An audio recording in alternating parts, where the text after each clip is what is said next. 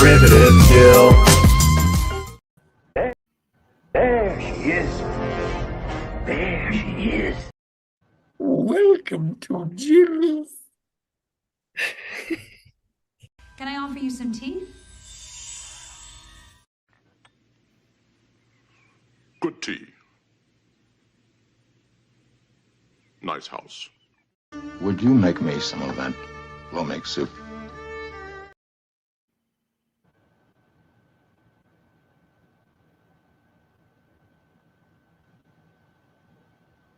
Greetings and felicitations. Hello and welcome to Plomeek Tea Time number 127, where we like to deep dive into amazing stories, and I'm so very glad that I heard about this one. And I want to personally thank Wes Cagle for this choice today, rock and roll. I'm sure people have mentioned it before, but he really sold it. He mentioned it on a previous show, and I've always been a huge fan of rock and roll, and a cartoon movie about it intrigued me, and I couldn't stop thinking about it just after seeing a few stills of the animation when I was looking at it on IMDb during that show. So here we are, and we're going to be talking about this great sci-fi cult classic. It was not very successful at the box office because the people who were in charge of distributing it decided that they didn't want to distribute it very much. And so we're going to talk about it, and it's a really great story about it's got sex, drugs, and rock and roll, but also it's not really just about that. It's also a fairy tale, and also lots of really interesting themes like temptation and the corruption that can happen when you've got too much power. And I don't know, I guess these are also not really humans. We've also got a post-apocalyptic world that is that has a bunch of animals who have evolved or mutated into humanoid form, and that's fun too. Why not? And so I'd like to welcome everybody who's here to talk about this movie. It is pretty great. This movie is by Nelvana, the people who brought us the Boba Fett segment from the Star Wars Holiday Special. Hello and welcome to Wes Cagle. How are you today? Okay, how's it going? Thanks for letting me be here. Yeah, you're welcome. And Scotty R37, how's it going? Sex, drugs, and rock and roll, yo. Yeah, I mean, I struggled to describe it, but that is it, isn't it? And also hello to Raquel SSG. I'm very happy you decided to join us today. Hey, glad to be here. This movie was released on April 12th, 1983 in the United States. Oh, I had the date for the Canada, but a couple days later, it was released in Canada too.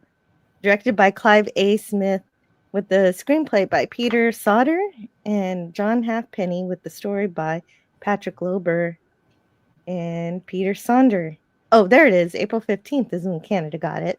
With music by Patricia Cullen. And I was watching making of for this movie, and she said that the best soundtracks are the ones that you don't really notice because it's meant to engross you in your emotion. And that's her idea of how she made the background music for this movie. It had a budget of $8 million, but only got a box office. They only earned $30,000, so you can imagine that's an extreme. That's an overly extreme failure, but it was because nobody could see it because they didn't release it to enough theaters. But we've got the voices of Don Franks, Greg Falada, and Susan Roman. And of course, the rock and roll legend of Cheap Trick, Debbie Harry, Lou Reed, Iggy Pop, and Earth, Wind, and Fire. You guys are going to have to help me with which songs are which. No problem. Yeah. No problem. Yeah, I know. I think we got two experts on the panel here. Raquel SSG and Wes Cagle are longtime fans of this movie, so you can ask them. Both you and I, Scotty, watched this within the past 24 hours for the first time. Yes. I just had to see it. Yes. And it's been one of and those video boxes that I've always seen and been like, I should get around. It's like I am a big fan of animation as well, and I think that they were really pushing the envelope when it came to animation in the late 60s to early 80s. Things from Fritz the Cat to heavy metal, obviously this, Fire and Ice, Wizards. Like there's a lot of, and also, and not to be dismissive, but the Lord of the Rings, the movie that they released, Rankin Bass. and yeah, and trying to sort of elevate the medium, and I don't want to say genre because I think animation can be any genre, but trying to elevate it so that it was a little bit more. It wasn't just Disney movies and I hate to say talking rabbits, but there are talking rabbits in this. But I just talking rabbits. Well, I don't know if they're rabbits or dogs or cats or they're supposed to be one of those. Yeah. So I admire sort of a more mature approach to animation to tell more mature things. And while there are moments where I would say for animation it's risque, it's actually pretty cool. It's like, oh wow, it must be cold in that nightclub. Anyway. I want to go to a nightclub where I can walk on the ceiling. So let's say hello to the chat because they're also here, part of the conversation. I'd like to say hello to Franco Walker, who wants to make sure that you are on live chat because YouTube hides some chats if you're in the top chat. And also, please subscribe, hit the bell, share, hit like. Also, okay, so I'm 2 away from 1,400. So if anybody has been holding out on subscribing, today's your day to be part of a milestone. And let's go singing a song. We'll get to that one later. My Name is Mock is a fun song. Entropy Manor, hello. Evil spelled backwards is live. We all want to do that. Indeed. Yes, that's true. And Gavin Blackburn, you said first, but hey, wait a second, Gavin. I'm not quite so sure about that. And oh no. Yeah, that's where I knew that that Mock lost Zip was Kegel. Poor guy. I wonder if that really was the moment he realized there was no Santa Claus. Yeah, it's not. That wasn't fair. That wasn't fair. That was rough. Yeah, all at once. Just like that was too much. Love this movie. The music is so good. Yeah, exactly. So hold on just a moment. Field Wall of Dragons. Hello, good to see you today. I remember seeing this in like 1986 on a cable TV show called Night Flight. I saw it once and then spent over a decade looking for it. Okay, so given that, Wes Kegel, when's the first time that you saw rock and roll? I believe I saw it in probably 84. The minute it came out on VHS. It was at the library. I rented it from the library. So the library. Yeah, you can still rent physical media from the library. That's pretty great. What about you, Raquel? How did you get introduced to this? I can't remember exactly, but I know it was a couple of years ago. I'm not really sure if it was. I want to say I saw it on TV, but I'm not really exactly sure though. I just remember watching it and like, oh, rock and roll. And I guess it's just got to be a music movie, and then it starts in that the dialogue, and it's like the post-apocalyptic world intro. I'm like, oh, okay, this is interesting, and the animation that I saw, I'm like, ooh, old style animation. You don't really see that much anymore. I'm like, okay, I'm interested, and and I was getting hooked on the story and stuff like that. It's basically like a good versus evil kind of story, and I watched the whole thing and I liked it. I liked it so much to the point I got the physical DVD for it. I got the American version and the Canadian version. So there's 2 versions of it. In my opinion, I like the Canadian the Canadian version more because I feel it's more well done in my opinion. That is how the authors intended people to see it, I believe. Was that? Oh no, what was that? Hold on, I'm getting a phone call. Let me turn that off. I don't need. Damn it. Sorry. Are you satisfied with your long distance carrier? No, I have no idea who that Okay. was, but it was not this. It's not my children's school. It's not my husband. I don't need to answer it. So sorry about that. But you're right. It's very important to mention that there's a Canadian version and an American version. And is there an HD release, an updated release of the Canadian version out there that I can buy? Because it was easy to find the American one, so I just went with that because I have limited time to make these slides. So anyone who's really a big fan of this movie, I apologize for going through the American version today. As far as I know, there is a DVD out there that you can get that has both of the two versions on DVD that you can get. I think I got it out on Amazon, I think. I don't know if it's still there. Okay. I mean, you can still take a look. Yeah, that would be the way I should watch it, but I just went with the easiest option today. Well, And there's a Blu-ray. yes, there's And, a Blu-ray. I guess I need a Blu-ray. and anyway, I'm checking to see if it has both. And what's the difference between the versions? Well, there's some dialogue differences and also some animation differences. Since some cutscenes were taken out with the American version too. Raquel, as we go through the movie and you want to talk about those differences when we get to each part, then Sure. that would be good. I know about a few of them, but with a little help with that would be good. The movie starts right with the main title. If I can interject one thing, the biggest difference is that they completely redubbed Omar's voice with a different actor. Yeah, we did. They did not like the guys who were. I don't know who decided this, but they didn't like the original actor's voice, and they wanted a more well-known actor to play it. I didn't. Yeah, in the American version, they decided for some reason to recast the voice actor for Omar for, I guess, a well-known voice actor. It's okay. The voice actor itself is okay. I just didn't really see why it was so necessary in the first place.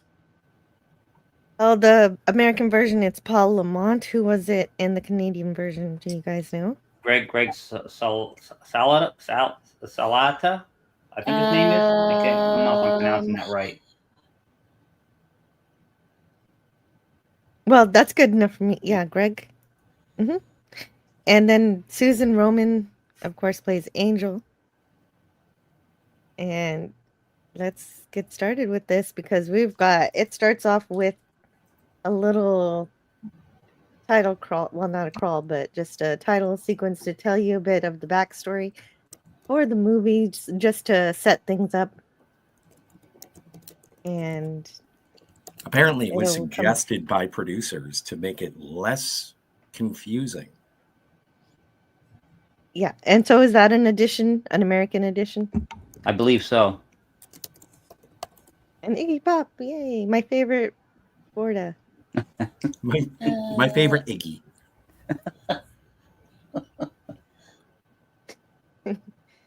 Earth, Wind, and Fire does a really fun song, as mentioned in the chat. I really like it.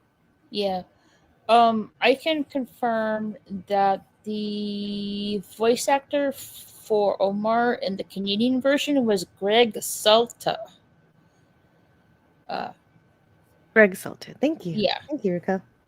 The war was over. The only survivors were street animals, dogs, cats, and rats.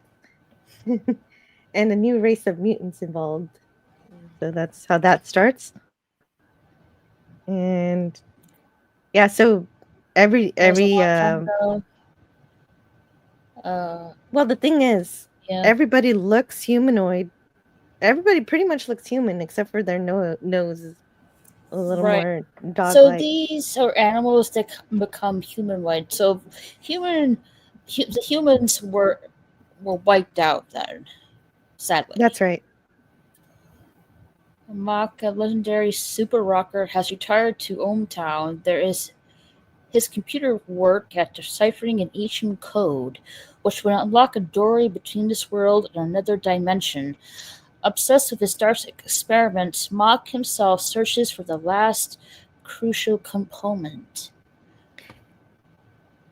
Apparently, there's a different narration in the Canadian version that also mentions the ohmTown and its power plant are mentioned right away at the beginning. Mm-hmm. And it's taken out of here, but it also says something that I guess they cut it out for reasons. Mock's computers work at deciphering an ancient satanic code, which could unlock a doorway between his world and a darker dimension. So that kind of gives a different feel than this one, where it just says, "Oh, it's a being from another dimension." That could be good, that could be bad, but but with the Canadian version, you already know it's bad. It's satanic. So that was kind of Oh, silly and to remove that. this is the first mention of Mock. Does anybody know his full name? It's funny. Oh, what was it? It was Mock. Oh, so because it was supposed to be Tell Me. It's supposed to be Mick Mock Jagger. Swagger. Mock Yes, Swagger. Mock Yeah. Swagger. Yeah. So, for me, he looks like the character Mock is a mix of Mick Jagger and Iggy Pop to me. it really does. Well, and Sounds right. especially when you get to the Mock song, I was going a cross between Mick Jagger and David Bowie. Although there are David Bowie lookalikes. There's a lookalike David Bowie band that does. get kicked Yeah, off very stage. early. Yeah. Yeah. Yeah. So we get a lightning storm and we get to see the generator here. This was the attempt to bring the being into this dimension. And but his computer's telling him that he's got to find the right voice in order for this demon to be released into the world. So now he's looking all over the place for the right voice. And so they head to the rock show where that's going to be. And Mock is listening to his computer report telling him that record sales and popularity are declining. He's upset because 2 people didn't show up to his rock concert. So he wasn't completely sold out. So he's really upset about this, and so he must release the demon into the world, I guess. And Yeah. what's the logic behind that? I don't think we Benji. have to have any. He's bad. Yeah, he's bad. He is bad. He's bad. Well, and the computer I don't- graphics. yeah, I thought it was a Mobius strip for a second. I was like, oh wow, Tony Stark is going to solve time travel, but no, it's not a Mobius strip. Yeah, that's the Armageddon key. Yes. You would. I don't Yes. know. I've never okay. computer generated any ways to tap into demonic presences. It needs to be decoded, and it takes the whole movie for that to happen. Well, yes, it does need Angel's voice. But the thing that I really liked, and it took me a while chewing on it with my noggin, is I like how that there are 2 differences. And yes, ruling the rock is evil, and that's what Mock does. But it's rock and with the ampersand rule. And usually, at least in screenwriting, if they use the ampersand, it's this person worked on part of the story, this person worked on the other part of the story. And if you actually write out A and D, then that means that there was a collaboration between the 2. So I like how the title itself implies a divide between those who rock and those who rule. And Mock rules in this particular instance, and F him. Yes, he's got too much power, and he's basically got a complete conglomerate over the music industry.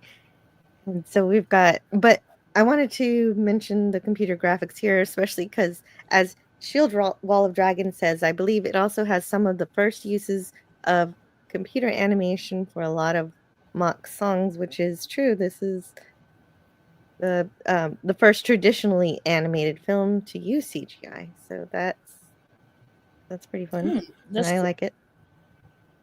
They use a lot of really interesting practical effects for this movie and photographic effects. Yes.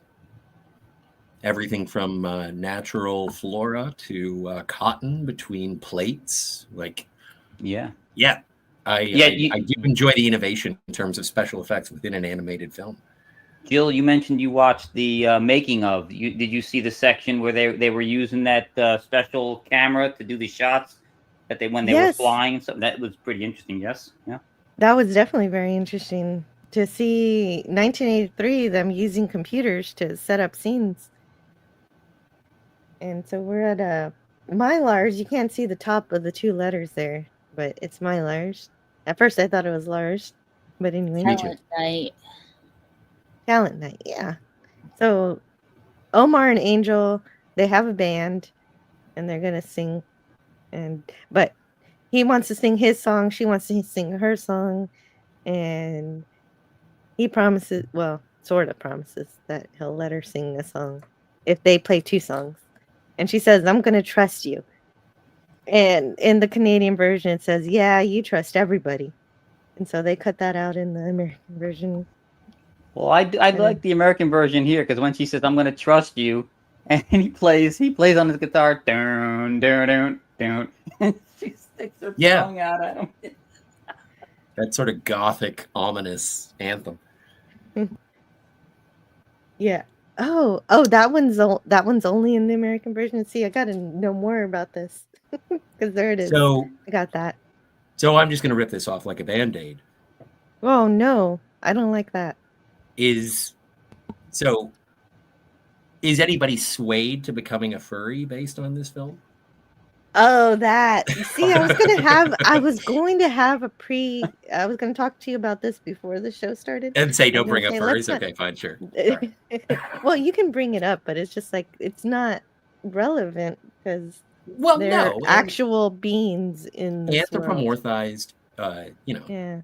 Animals. Yeah, like we have to remember this is a post-apocalyptic world here. So yes, Scotty, these aren't suits, and they're not pretending. Yeah, the furry craze came a little later, but who knows? It could be the inspiration for some of these kids. I don't know. How do you play guitar with 3 fingers? Well, if you look, he doesn't have any strings. Omar's guitar has no strings. It's got like a fretboard, and he punches this box in the middle of the guitar thing. It's really strange. Yeah. Oh, Sentai Ranger Donnie's here. Hello. Morning. Oh no. Okay. Sorry. The quality is not too good, Franco. You know, Angel launched a fleet of adolescent simp ships. Yeah. I'm saying it's like Lola Bunny from Spaceship. Angel's cute. All I'm saying. She is. Well, she's one of the only ones where they don't extend her nose. She's very much less animal-like than the rest of them. I was trying to figure out what species because I was thinking that like Omar was a dog, but I was thinking that Angel was a cat. But then I saw her ears. I'm not sure.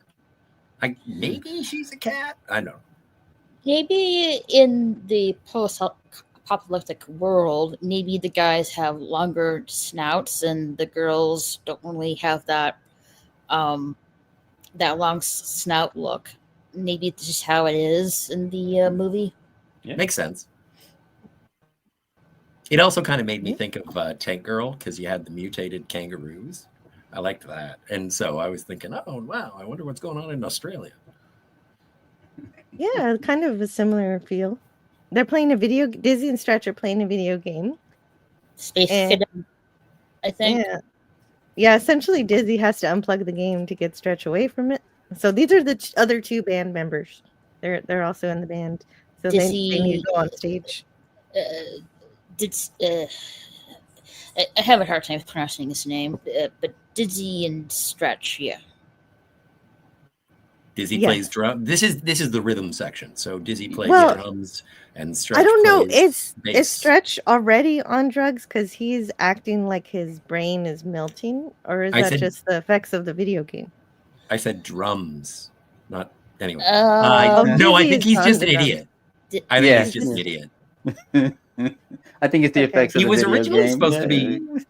He was originally supposed to be played by Howie Mandel, but apparently this was like when Howie Mandel blew up, and so he moved to Los Angeles from Toronto. Oh, wow. And couldn't film, so it was redubbed by a different voice actor, from what I understand. Oh, Very cool. I did not know nice. this. Good research on that one. So the last band leaves the stage, and Mylar thanks them for sounding like cats boiling in water. Yeah. I guess Singing. their singing was that bad. I guess. Ouch. Yeah. And those are the Bowie. Yes, those are definitely Ziggy Stardust there. Mm. Okay, Oh, and so- apparently, if you get the Blu-ray, I can't Mhm. confirm or deny on the Blu-ray, but if you get the DVD, the collector's edition DVD, it does come with both the Canadian and the American versions. That's good. That's good to know, because this is a very sad news here from Gwagner. Saw the Canadian version of this many times and was very disappointed that the original prints of it were lost in a fire. That includes Oh. the album as well, with the songs. Oh, Unfortunately, So you can't get an original soundtrack. no. Franco Walker says, take care to Shield Wall of Dragons. Have a good day, Shield Wall of Dragons. Thanks for coming in and telling us a few things about the movie. Like, Debbie Harry did a good job with Angel Song. She did. She sounds amazing. yeah, it's one of the. I have her song, and Cheap Trick's "Born to Raise Hell." That's on my MP3. I found those years ago. Actually, I found it on what was that site way back? Napster. Napster Yeah, or Kazaa. that's what it was. It was Kazaa. I found it on Kazaa. Nice. I do it. So we have our first song, speaking of songs. And it's this one is Born to Raise what is it Hell. called? Born to Raise Hell. There you go. Mhm. It's This right is Cheap there. Trick. This is Cheap Trick. Yes. Mhm. Cheap Trick. Very good. And Stretch is very serious with his guitar playing. He's got his song going on.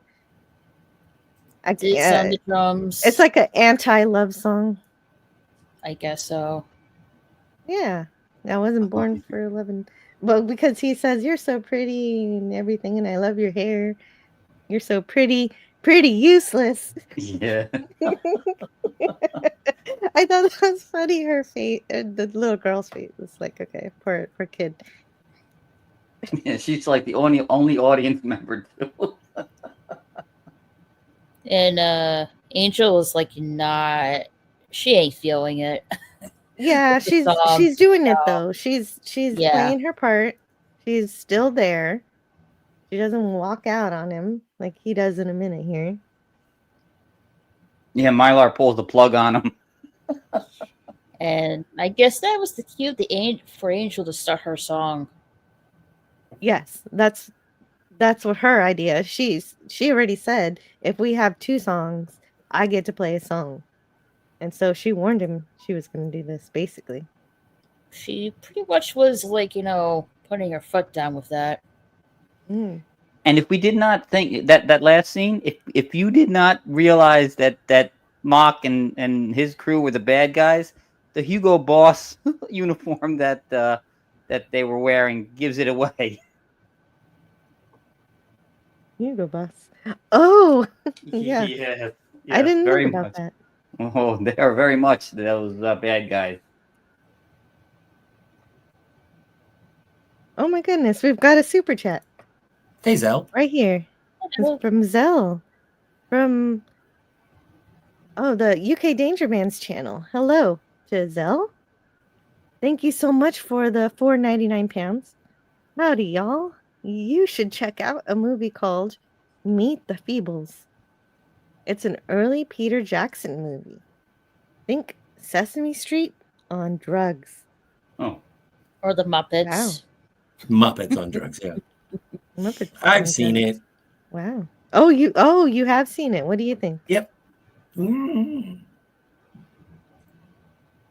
I'm too partial and precious with the Muppets. Oh, Watching it just seemed I saw it. okay. You don't have any words for it. Yeah, I don't have any. I didn't like it. Oops. Uh-oh. I hate when that happens. Hold on, I lost somebody. Who did I lose? No, you Oh, I just didn't lost No, lose the slide. anybody. I just you lost lost your the- slideshow. Yes. Yeah, I lost my slides. That's who I lost. That's an important thing.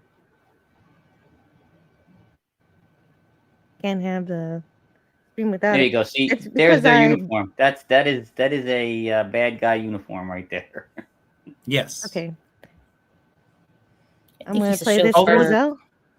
Just What's the random. name of Goofy's neighbor in that Goofy show with the kid? Brutus? Oh. Hmm. He looks like he I'm kind just of the guessing. character design does kind of look like Brutus, I guess. Yeah, I can't Although remember he is his wearing a His very name is specific Pete. uniform. His name is Pete. Oh, Pete. Pete. Yes.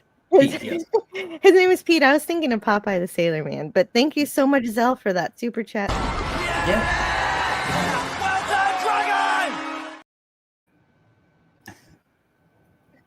I don't know. Or also this one. Please, Spock, do me a favor. And don't say it's fascinating. No. But it is interesting. Poor McCoy. That's always been one of my favorites. So where are we here? The normal human What's- reaction? That's the normal human reaction to Meet the Feebles. Who would have thought he'd go on to do Lord of the Rings? All right. Thank you, Zell. Oh, wow. Okay. Anyway, yes, Angel takes matters into her own hands and begins playing her song. And Dizzy and Stretch follow along to her lead. And Omar looks really angry about this. And of course, this is those eyeballs you just saw in the dark were Mock. That's Mock, just lurking in the Yeah. background. Looking for Trying- the voice he's looking for. Well, And, and then.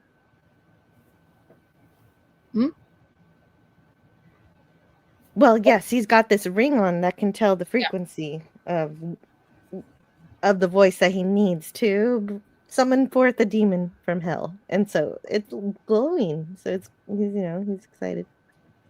Yeah, and it's Angel, so I guess This she's girl. Angel is the one to bring this demon from this other dimension. She will bring me Satan. Are we allowed to say Satan?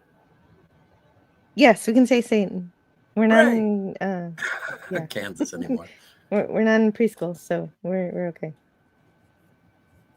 But yeah. And it's also kind Is of it playing? ironic that the woman named Angel is going to help summon a demon. Absolutely. Oh, yeah. I believe the manager in the orange polyester suit is called Mylar. Yeah. That's right. Yeah, I love That's his how he name. says. I love how he says fabuloso.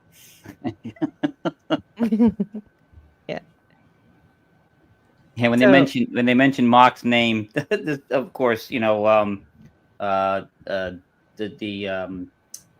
moron he's afraid instantly, and he's gonna put a heck on me. No, not a heck, a hex.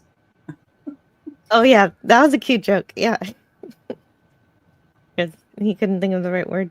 You're right. Stretch is just kind of dumb. Angel is clearly hurt by his abandoning her, but it doesn't stop her because she continues the set and, of course, gets the attention of Muck. And what is it? So then Angel finishes her song, and the lackey gets the Mylar's attention. Mylar tries to go talk to Mock too, and he's trying to get his attention because he knows who he is and he's excited to see him. And Mylar's always trying to make some money, so he's like, "Hey, let's make some money together." But Mock is completely ignoring him. Well, Mock doesn't need Mylar. Mock No. takes what he wants. And that's sort of like the the business aspect of promoting and trying to make musicians successful being sort of the parasites, the barnacles on the actual talent. And that's what's frustrating. Well, and also the pride of Omar. Yeah, and He's exactly. like, my song sucks. No, your song sucks. Even though it got noticed by, and I wouldn't say Mylar, I would say it was noticed by, the underworld. Well, Mylar doesn't have very good taste anyway. He just likes whatever will make him money. And Yeah. since Mock liked Angel, now suddenly he loves the band.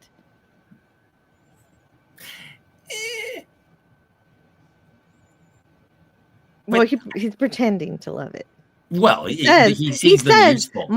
No, Scott, I'm literally reading from the script. He said, I loved it. Yeah, no, he was talking to Mock, and he says, I might have a band that could make us a tidy sum. No, not this band. I didn't mention that. And then when he starts clapping, he's like, oh yeah, this band is great. He is a sleazebag. Mylar is a sleazebag. Yes, that's exactly right. And Mock has made records go gold, platinum, and plutonium. I like that they add the plutonium. And we find Actually, it's not actual plutonium. Oh no, yeah, record made of plutonium. No, yeah, that would not be good. Mrs. Jadman Walking is here. Hello, Mrs. Jadman. Wow, hello. Great to see you. Oh, actually, this is a Mrs. Raid. Oh, I'm honored. Thank you. Speaking of Peter Jackson. Oh. Wow. Okay. And then, let's see, where are we? So Mylar is wondering who the lead singer is. Yeah, so there's also some confusion, even among the band members. Stretch and Dizzy don't know who's the lead singer. One says Omar, one says Angel. And so Mylar recognizes this as a duo. They should be a duo. And that's part of the theme of this movie of Omar realizing that he should give Angel some of the spotlight, and then they should share it. And that's something that he has to grow into because he is not at that stage at this moment. Well, it follows sort of a traditional up and coming artist narrative where there is one person, whether they be in a band or an individual, and then they find great success and then they fall into, hard times, and then they come back at the end to, succeed, or at least find personal satisfaction. And so it is interesting that even in this, it does sort of maintain a structure of the classic musical biopic. Mm-hmm. But also Omar's kind of like a classic rocker who doesn't like, sellouts, and that's how he kind of sees Mock. He doesn't really respect him the way the rest of the band does, or at least the way Stretch and Dizzy like him. Omar says, "Screw Mock." Yeah, which is great, especially if you're going to have a rock and roll movie. You got to have someone sticking it to the man. Exactly. And hey, Gwegnar. Oh yeah, Gregnar's here. It says, looks like they have the Canadian version of Rock and Roll on the Internet Archive. Yeah, it's VHS format though. I don't know. It needs a remaster. I want a remaster of Rock and Roll, but not like changing it, just making it look good. Now we can get the Blu-ray version on DVD. That's what I need. And okay, so this scene is, so we're moving.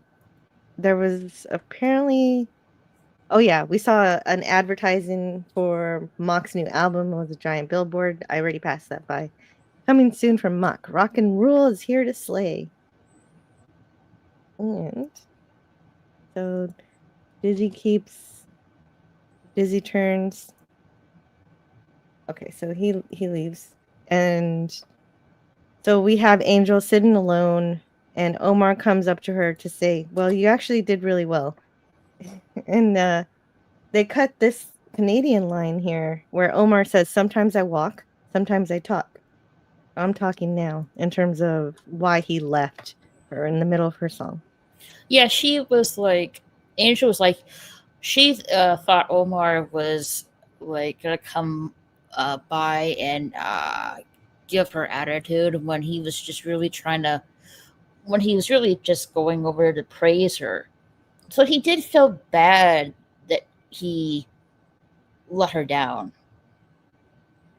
Yeah, this was a eating crow moment for him. It was Yeah. not very easy for him to admit this, and and No. it was his apology. It's as good an apology as you're going to get from Homar. Yes, because earlier his teammates were saying, "Hey, you guys should be a duo," and he's kind of getting the point now, in that regard. Yeah, she was like, "Then why you walk?" But and he said, "Because it was weird," as he Yeah, put it.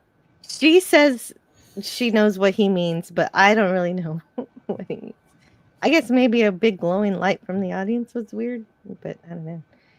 He says he wants it all already, but she says it takes time.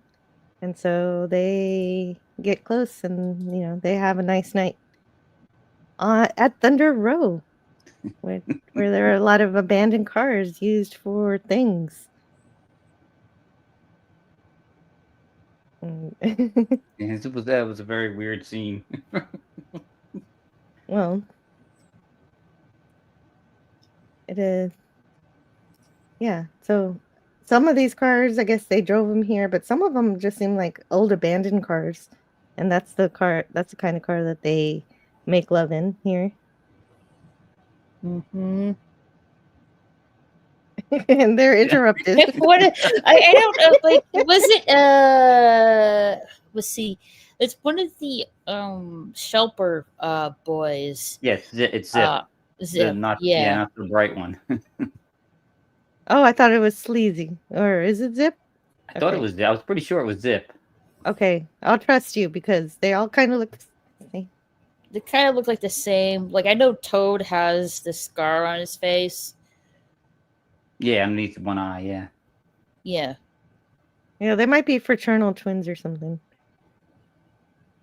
But anyway, whichever brother this is, he gives him. Oh yeah. Oh, you know what? Right. You know what? You might be right. It's not Zip. I think it's the middle one. I think it's the. Sleazy then. Yeah. And he literally gives a card to Angel. Says, "Why don't you come up for a spill tomorrow night?" Mock. So a personal invitation from Mock to Angel, I think. But yes, I think the whole band took it as the whole band. Yes, well, Angel did too. Yeah. Mm-hmm. Well, because Angel's completely loyal to her friends and band, and she wouldn't go on alone for this kind of invitation. Zelt says, not a practical car for that kind of activity. And Franco Walker says, doggy style. Yes. And Omar, initially he doesn't want to go, but he gets over that. He changes his mind. But let's not worry about that. And so they get back into Stretch's car. Stretch has this car here he's driving. And it's so dark that it's cool. It's morning time now, so we can see some of the city. I like the sign. I like the sign over the bridge too. It was the little Easter egg in there. Oh, it says one way only, and this ain't it. No doing anything on the bridge.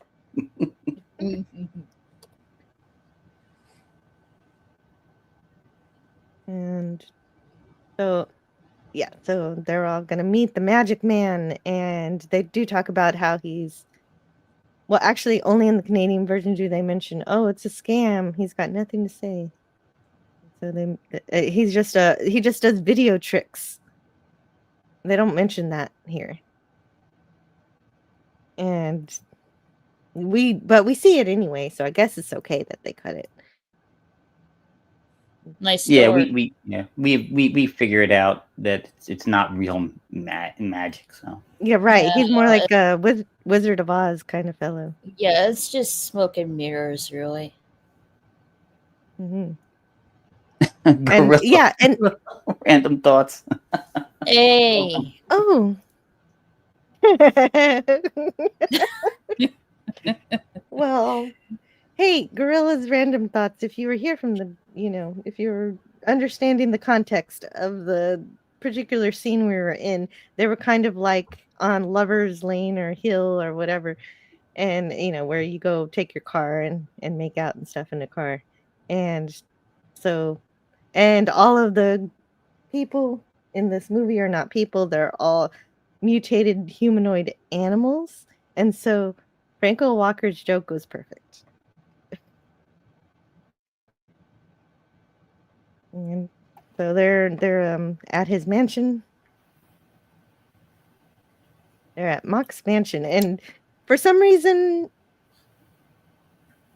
Omar is confused and he thinks all of these creatures are Mock, or is this one Mark? Or is this No, I think he was just kidding around with he's making fun of them and stuff, like just pretending to be an idiot here. Yeah, I he's like him. trolling them.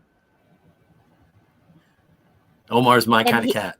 Or And he dog. says, "I'm not Mock." And the reason why it kind of, you're right, Raquel, but the first time seeing this, that was my impression, because I hadn't really seen Mock yet. The audience hasn't really seen him yet. Yeah. And so the trolling is lost on a first time viewer like me until I see it the second time. Because of course everybody knows who and what Mock looks like, except for the people who haven't seen this movie, because up until this point, all you see are his eyeballs mostly, and kind of a weird close up of his face in that one outline. Yeah, but this is great. I love that his mouth is bigger than Omar's head. Just to say I'm not Mock. Don't you think that these guys are a little dim to be Mock? Yeah, I guess the smartest one would be Toad, and so he takes care of the other ones. They do know how to redirect electrical energy. They know how to work the computers and the video stuff. So they have some kind of basic intelligence. At least Toad does. And yeah, and they all have to roll around on roller skates. Or I don't know if they have to, or if they do it because they want to. I think it's just personal preference, in my opinion. Yeah, the sister likes to do it too, but we'll meet her later. Mm-hmm. And Toad wants an apology for being called a freak. He called him a freak earlier. And he says, "I'm sorry." And depending on whether you watch the American version or the Canadian version, in the American one, he says, "I'm sorry, dog breath." And then in the American version, he says, "Dick nose." And yeah, I'm fascinated by the differences, just in terms of what 15 miles worth of difference can do culturally to a piece of art. I mean, it's like, oh, you can't say that, and then drive north. Well, and it also affects the joke. Yeah. The Canadian one wins for that. Yeah. And so we... Oh, go ahead. Oh, that's okay. What did you have to say? Well, here comes Mock. Magically somehow transport himself on the... I don't know if it's like some kind of stand or a table. Maybe both, I guess. And he, on his one finger, is holding like a bottle of beer. I don't know if that was really magic or some kind of like pyrotechnics or something. Yeah, it is definitely, his magic is achieved through technology. Yeah. And he does offer a beer. Time for beer. Cheers, everyone, says Franco Walker. Cheers. Yeah, there you are. And yeah, so He introduces his henchmen as Toad, Sleazy, and Zip, and Assistant Stupid. And I just love it when he talks French as Zip. He said some kind of French word. Well, he smocks this some kind of French word, and Zip pretty much like says like he loves it when he talks French. Yeah, he doesn't realize his intelligence is being Insulted. All three of them. right. And the other ones probably realize it, but they just take it. Anyway, Angel decides to introduce Omar as the lead singer, but Mock only wants to talk to her, and he kisses her hand and tells her how beautiful she is. More beautiful than you were on stage. And he asks what she thinks of his last album. She says she loved it, but Omar says his gerbil uses it as a room divider. Love that. Yeah. He also tells Angel that she might want to put antiseptic on her hand. Yeah, he does. He does. Mock kisses her hand, and yeah, that's when Omar says that. So Omar's pretty much being rude here. Yeah, he's rude and just aloof, or just being cool or whatever. And so Mock, though, he laughs about it. He laughs it off. But his laugh grows increasingly sinister, and you're wondering what he has in store for Omar with that sinister laugh when you're first watching it, because you don't know exactly. And then come the drugs. But okay, Scotty. Well, I think that he is being rude, but I also think, again, in the spirit of sticking it to the man, and also, like, I'm kind of reminded of Speed Racer. When Speed Racer is brought to the big multinational corporation to try and race, and we want Team Speed Racer to be and Speed Racer's like, you know what? I'm sort of in this for the racing. I don't necessarily need the money. I just want to make things on the up and up. And then all of a sudden, the guy, I forget his name, turns against him and he's like, you think you can do this on your own? You think you can do this without money? Let me tell you something, boy. And it just gets like that. And I think that Omar is from the get-go. First things first, he is desperate to be the front man when he has not yet realized in his character arc that he needs Angel. But also, he has a natural, healthy distrust for the person who is saying, would you like some money, boy? And so I think that, yeah, he's being rude, but also that's what rock and roll is saying F you to the powerful. Just because you have money doesn't mean that you can't win me. Although at this point, Omar is being very, very prideful. Yes. But he doesn't refuse the Edison balls. Yeah, like Mox is like, do you want to go to high levels of consciousness?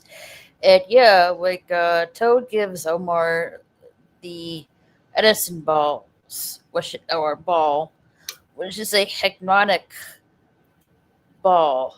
To the point, I guess it gives off the feel of you being very stoned. Yes. I don't know how a hypnotic ball is supposed to take you to higher levels of consciousness. Okay, yeah, but you haven't seen the Star Trek episode with the game from Star Trek: The Next Generation, and I don't know, maybe it's a little bit like that. Although there doesn't seem to actually be a game associated with this particular ball. It just seems to give him the effect. It just seems to infect his brain with relaxation and stupor, or being stoned, as you said. Well, I thought it was like smoking weed, but there was actual television in the marijuana smoke. Okay, so you think that there is entertainment within the Edison ball? Of course. It is a hypnotic ball, so in his own mind, I'm assuming so. Well, Stretch tries to avoid it, but he can't. The only reason Dizzy gets... He can't resist. Yeah, he can't resist it. The only reason Dizzy gets away is because he's gotten away. Like, he runs away. and he sneaks away. So he gets to not be stoned. And so they go to the garden, and she's impressed with the house and the garden, and he explains to her what he really wants, or some of what he really wants. Yeah. Meanwhile, in the effects control room, Toad and Zip are they're working on making some of the quote magic that Mock shows, you know, because Beautiful all of his roses. magic is special effects. Yes. Yeah. Beautiful roses until worms come out of them, but in a minute. Also, great butterfly until it turns into a mock face, which is weird. And he said, oh yeah, he's just upset. His concert wasn't sold out. And so that she's going to help him with her voice. And he doesn't tell her he's summoning a demon, obviously, but she's... As you don't. As you don't. But she's definitely loyal to her band, and so she refuses. Nothing will change her mind. And so she's not given a choice. She's knocked out. Yeah, she's looking at the rose and a bunch of worms come out and she's just is knocked out. Yeah, she's knocked out. Not only is she knocked out, but inexplicably, for a brief time, her hair turns brown. Yeah, I noticed that, but I was also willing to forgive it. I was like, oh, is her hair brown now? No. Leave that to Canadian production values. They just couldn't color correct. It's not that big of a deal. It really isn't. And only after she's unconscious does he mention the demon. Yeah. Also, I really like I like the different typeface for recognizable English, but also not like in terms of the lettering and the keyboards and everything like that. It's like, oh yeah, I guess that's a G. Like it was very stylized, but also very recognizable. There she is, your brunette angel. I think it's just shadowing. Yeah, I think they were going for it. I think that's what it is, really. You notice her outfit's darker too, so yeah. Good point, Miss Bagel. You fixed it. Yeah, I'm trying to help my Canadian animator brothers out.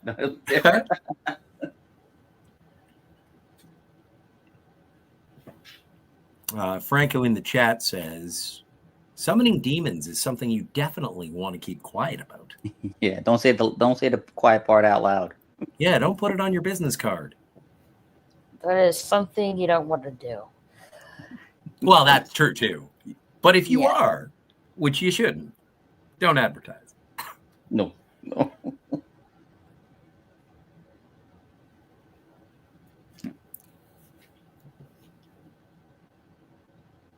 But it's, yeah, like I in terms of the reflection of what was going on, this is early stage of the satanic panic of people testifying in front of Congress saying that, no, if you play our albums backwards, it will not turn you into a lover of the beast. This is true. Yeah. It's about this time. It's just starting up, just ramping up with Tipper and the what is it, the PMRC? That whole group. Yeah, Dee Snider would testify shortly, and he would say that he's not going to take it. And he did not. Oh, and yeah, and then you got a bunch of them there, whether they're still stoned and watching old concert footage. Yeah. I like this. Triumph to the glory. Oh, yeah. The hologram TV. Yeah. And now this is Lou Reed. This is Lou Reed singing. So. Oh, wow. Yeah, I found the full version of this song again on, what was that? Kazaa. Years ago. So. Nice. Also, I skipped that scene, but Dizzy was found by one of the brothers. So he's caught despite not being stoned. Well, and also there's some derogatory body shaming happening. Oh, yeah, that's right. Fat one. Where's the fat one? Yeah. He escaped. He didn't want to get hypnotized. Clean living. He got to keep he his didn't brain. do the drugs. Yeah, he's also the smartest one, so it makes sense. Yeah. He's like, something's not right. Like, where's Angel? Meanwhile, And, the Incredible Hulk. right, he pulls his shirt apart. He just he's ripped the whole outfit in just one go. I'm like, that's a major body upper strength. Yeah, he had enough of the butler outfit. That's enough of that. Yeah. Yeah, he needs to be able to move to do his job and blow up the balloon. The what is it? The blimp. Blimp. Yep. Yeah, they're gonna head off to New York. Yeah. Hey, Yes, New it's a cool ship. New Shout York. out to T. Stark, CEO, Stark of Iron. Yes. Stark of I Iron, know yeah. that this is. I did think of New York when I heard that. Happenstance. I know it's just happenstance. Oh yeah, as Rock and sure. Roll did it first, is what I'm saying. True story.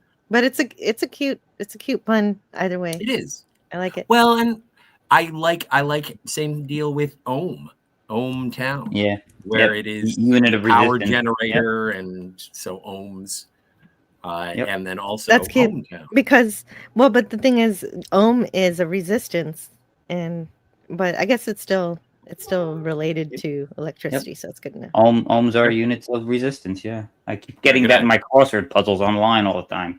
Oh, nice. It's the only reason I knew it. They're going to reverse the polarity, and so that way the ohms stop resisting. Yes. So yes, you're right. So Angel's going to New York, and Toad is dumping Dizzy in the car. Being the only. I think that's I think Oh, that's okay. Zip. Yeah. That's Okay. Zip. Okay.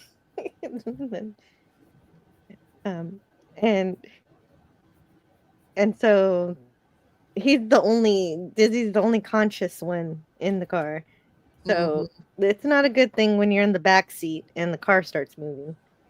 And he didn't even realize it. I love the fact when Zip is carrying Diz to the car. He's like, I have lethal weapons. He's trying to karate chop on his back. And like Zip's like, reminds him like, hey, we don't, violence is not the answer. When Diz was trying to make peace with Zip's like, hey, can we talk this out? Yeah, you're right, Raquel. That was a callback joke. And this movie has lots of callback jokes, lots of setups and payoffs. Yeah, so that is good. Yeah, like Diz just wanted to talk. Can we just talk about this with use of human beings? Nope. No. But I do that like was the also it's taking most of the house with it. Yeah, that was so weird when he says, "Can't we talk about this like human beings?" Yeah, so I'm more confused now. I'm like, are these animals that slowly transform over time into humans, or is it humans slowly transforming into animals? So which one is it? It's animals evolving into human-like beings. But there has to be some sort of genetic cross-pollination, for lack of a better term. Like, there has to be something that sort of inspires their humanoid. Yeah, posture. probably first happened in Scotland. Why Scotland? Yeah. Okay. Scott, you know the answer. You just want to talk about it. No, I don't. I don't know the answer, and I don't want to talk about it. So, but yeah, no, I think it has something to do with like post World War III. Like the war is over a long time ago, and the animals had evolved. I think that it is. Speaking of animals, there's a normal dog right there. Yeah. Yep. Yeah. So, and it goes back to the old Pluto versus Goofy argument. It's like, why does Omar get to wear pants, but this dog doesn't? Yeah. Either way, Diz is telling Zip, can we talk about this? The answer is no. and Diz is like, I have lethal weapons, and she's trying to karate chop Zip on the back. It's not working, sadly, and Zip dumps Diz into the car along with Omar and Stretch, and says like, violence isn't the answer, and then and then Toad comes in, and they're like, Diz is like, where's Angel? And Toad's like, comes in and is like, oh, Mock, and she's going to New York with Mock, and she was overwhelmed. Then Diz is not buying it, and Toad and Zip took off into the blimp, and then I guess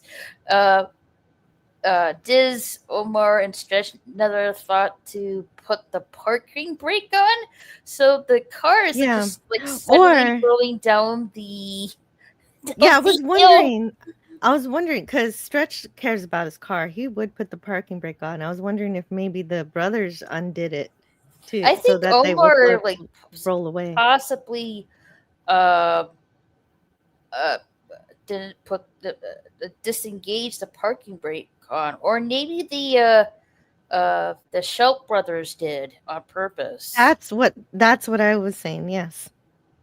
So we entered the city limits, the opening of Ohmtown, and we've got a dog trying to relieve himself, but he gets splashed by the runaway car that that Dizzy is not capable of controlling. He cannot drive this particular vehicle, but don't worry, his driving skills will improve over the course of the movie.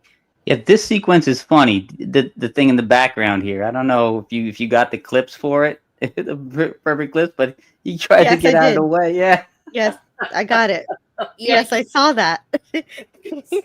yeah. No, but guys do this though. Like when you're driving, they're just like, "Oh, I'm saving your life here." Whoops. Oops. I didn't actually Yeah. mean that. And the beautiful thing is that she slaps him immediately afterwards. Yeah. That's great. I couldn't get the slap, but yes, she does. But it does seem like he didn't do it on purpose. He just it was definitely just a instinct. He did jump back very instinctual fast. reaction. He did. And he just grabbed whatever. Yeah, so they're just rolling down the street, and Diz is like getting weaving and dodging, not to crash into things. And But he does crash. He eventually did crash, and he doesn't have. Well, he can't get to the park. He can't hit the parking brake. He can't get to it. He almost hits Officer Quadhole. Yeah, and almost hit the old lady as well. Oh right, but the sound bad lady, of everything. the bad lady. She loses all her clothes except for her underwear, her outer underwear. And like each time, like here, like sequences of crashes, and once that is like, once you're hearing that, like that's when more of her clothes fall off. I thought that was really funny. It's kind of funny, and well, and she's upset, obviously. And he crashes into Dizzy crashes into the fountain. Yeah. And the car is kaput. Yeah, and Stretch and Omar are woken up because of the crash and getting all splashed with water. That's one way to wake up someone who's stoned and doesn't want to get up. Splash water on their face. Not that I've done that. His voltage wagon is destroyed. Well, Stretch's car. Oh yeah, he has to mourn the loss of his car. Mm-hmm. And Dizzy tells Omar that Mock is taking Angel to New York as he points to the blimp. And Omar immediately accuses Angel of seeking out her ambition. Because, yeah. And like Omar said, like, I have something to say to her. And this, like, oh, really? And Omar, like, rephrases, like, we deserve an explanation. Yeah, and that's right. And She owes us an explanation. He corrects Yes. himself. Yep. And so Dizzy suggests they go to New York, but obviously they don't have transportation. But No. luckily, they get arrested. Well, here comes Officer Quad Hole. Yes. And he's like, okay, punks. And the rest of the guys, like, they're like free, like, deadpan, not in the mood, Um, said freeze. So they're not really happy that they're being reprimanded by Mr. Quad Hall here. he's getting them for a 419 bathing felony. Yeah. 419 Inappropriate swimwear. bathing felony. You're lucky I'm not running into a 431 improper swimwear. And this Yeah, cop so it would have honestly been better has, if they would have crashed into the fountain in their bathing suit. That would have been acceptable. if they had bathing suits, yeah, sure. Like, this officer seems like, yes, like too many donuts. Yes. And so Omar turns on his Bugs Bunny mode, telling Quadhole that he'll get the evidence. There's no evidence to get, but that is a distraction so that the officer goes into the fountain to look for it. But he even he even fabricates a fight.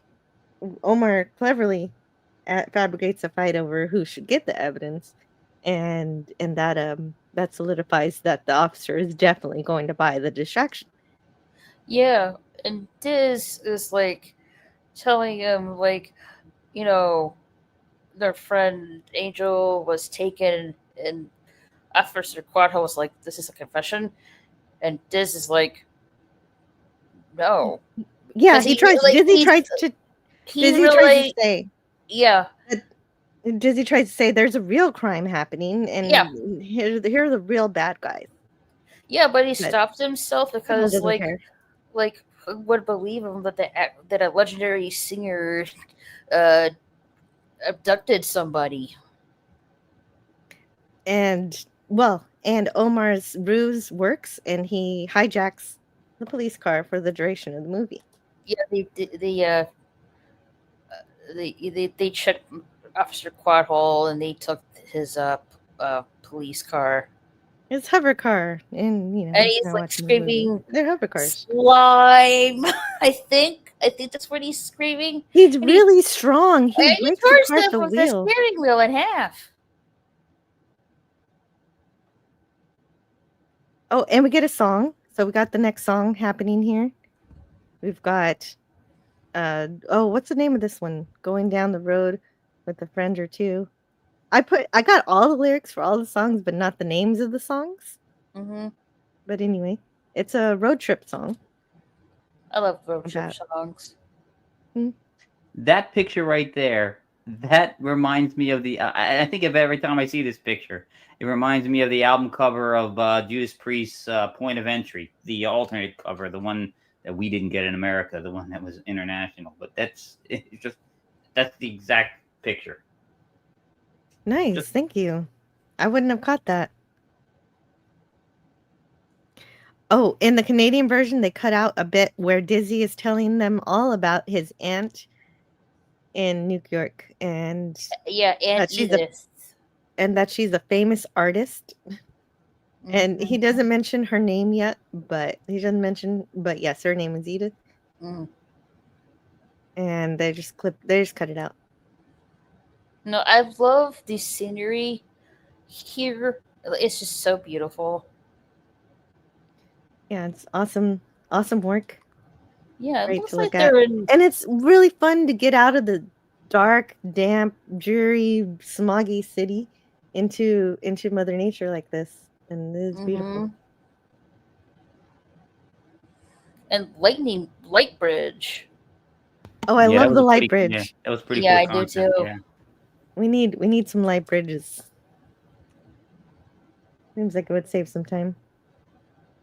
This is this scene right here is very heavy metal like. I always think of heavy metal when I see this bridge scene. Also Canadian production.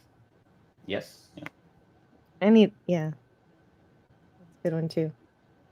So they get across the bridge to get to the city. But unfortunately, the city is closed due to it's the officer says it's because of a power blackout. Yeah, the And radio. of course we know why later, but Yeah, go the ahead. radio pretty much announces like there's Oh a yeah, I blackout skipped the DJ. at New York, like Nuke York, and it's like the city is closed.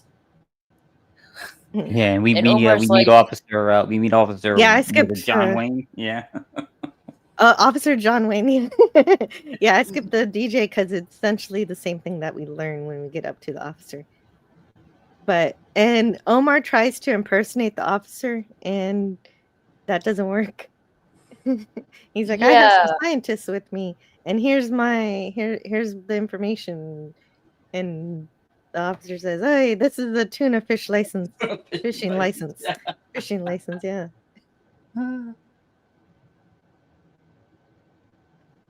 Yeah. Oh, and I know I didn't. I'm going through these slides really quickly, so you've got to watch this movie yourself to catch some of the finer details. But some of the things I wrote down that I saw in New York, are besides the flying cars, obviously, was one of the things I liked. I don't know if I passed it already. Was Lady Liberty. We've got the Statue of Liberty, and it's devastated. It looks like it's also being used as homes, like people are building homes on top of it. I don't think they're flying cars. I haven't seen one car flying in that whole movie. Or hover cars. Yeah, they Sorry. kind of hover. Yeah, they kind of hover. Yeah. Yeah.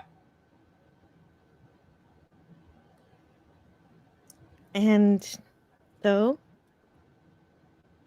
and of course we've got the Radio City. Oh yeah, Radio City Music Hall. Yeah. They get arrested. There's the Statue of Liberty. Yes. Yeah. Okay, I thought I missed it because I was going through it, but I like that it's been co-opted by the people. They're like, oh, okay, I don't have any place to live. I'm going to build on top of the statue's skirt.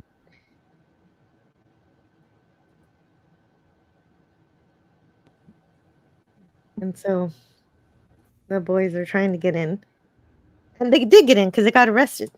So, yeah. Yep. We don't get to see them in prison ever because Edith bails them out. But we know, if you're paying attention while you're watching, you know they got arrested and got bailed out. And that's the building where Angel's been imprisoned. Mm-hmm. Beautiful painting. Yeah. Absolutely. This movie is full of beautiful paintings all over the place. And this is one of them for sure. And we get a closer zoom in to that painting, to where Angel's being held captive. Briefly, fortunately. Because she has help from another sibling who we haven't met yet. Cindy. Cinderella. Yeah, Cinderella is a sibling. Did tattoo. She's of a similar build to her brothers, but a girl, and she falls. She also has roller skates. Yep. And like Raquel says, a winged heart tattoo, which will be important soon. Yep. And now, so, in terms of the differences between the American and the Canadian version, like they didn't edit out any of the under the skirt stuff. They totally just had this lady wearing panties blatantly throughout the sequence. I guess it is a big deal. You got to be able to see the tattoo on her bum. That's true. And she is wearing a skirt, but it's just like, it's not really functional as a skirt. It's like a cummerbund. Yeah. Or yeah. Yeah, this is a Japanese schoolgirl anime skirt. It's never. Oh yeah. Yeah. But Angel immediately figures out how to talk to her on her level. And Cindy thinks that Angel is Mock's new lady friend. And Angel plays along and gets Cindy to show her how to get out of there through the vents, because she plays along so well. She's good at that. She's good at adapting to situations that Yeah, are strange, and she can lie really well. She's really good at acting. yeah. Like apparently, she has a 12 a.m. midnight curfew because her brother Toad checks on her. So Yes, that's correct. And it's what we call a belt. Oh yeah, it's a decorative skirt. It's just for decoration. It's like a tutu. And of course, as if we didn't need more reasons than summoning a demon from hell, we get more reasons that Mock is really creepy because Cindy kind of suggests that Angel is a little old for Mock's girlfriends. Yeah, I didn't think that didn't occur to Well, me. Okay. well, she said dated. She said that she's dated, and so that's how I interpreted it. Sorry, I'm gonna find a 12-foot pole that I'm not gonna touch that with. Thank Yeah, you. don't. It's just to tell you that he's evil. He's more evil. Yes, he is evil. Well, he is a 1970s rock star. I mean, that's Yes, there it is. yeah, and so juggling babies. Yes. So, I like this when they go through the vent. Her Yep. butt imprint. Yeah, that is very, very cartoonish. That is very cartoonish. Yes. And she says they're on their way to the Twilight Zone. No reason to mention that except that we review the Twilight Zone on Tuesdays. here it is. That is So decoded. Mock and his computer are talking about the Armageddon key right here.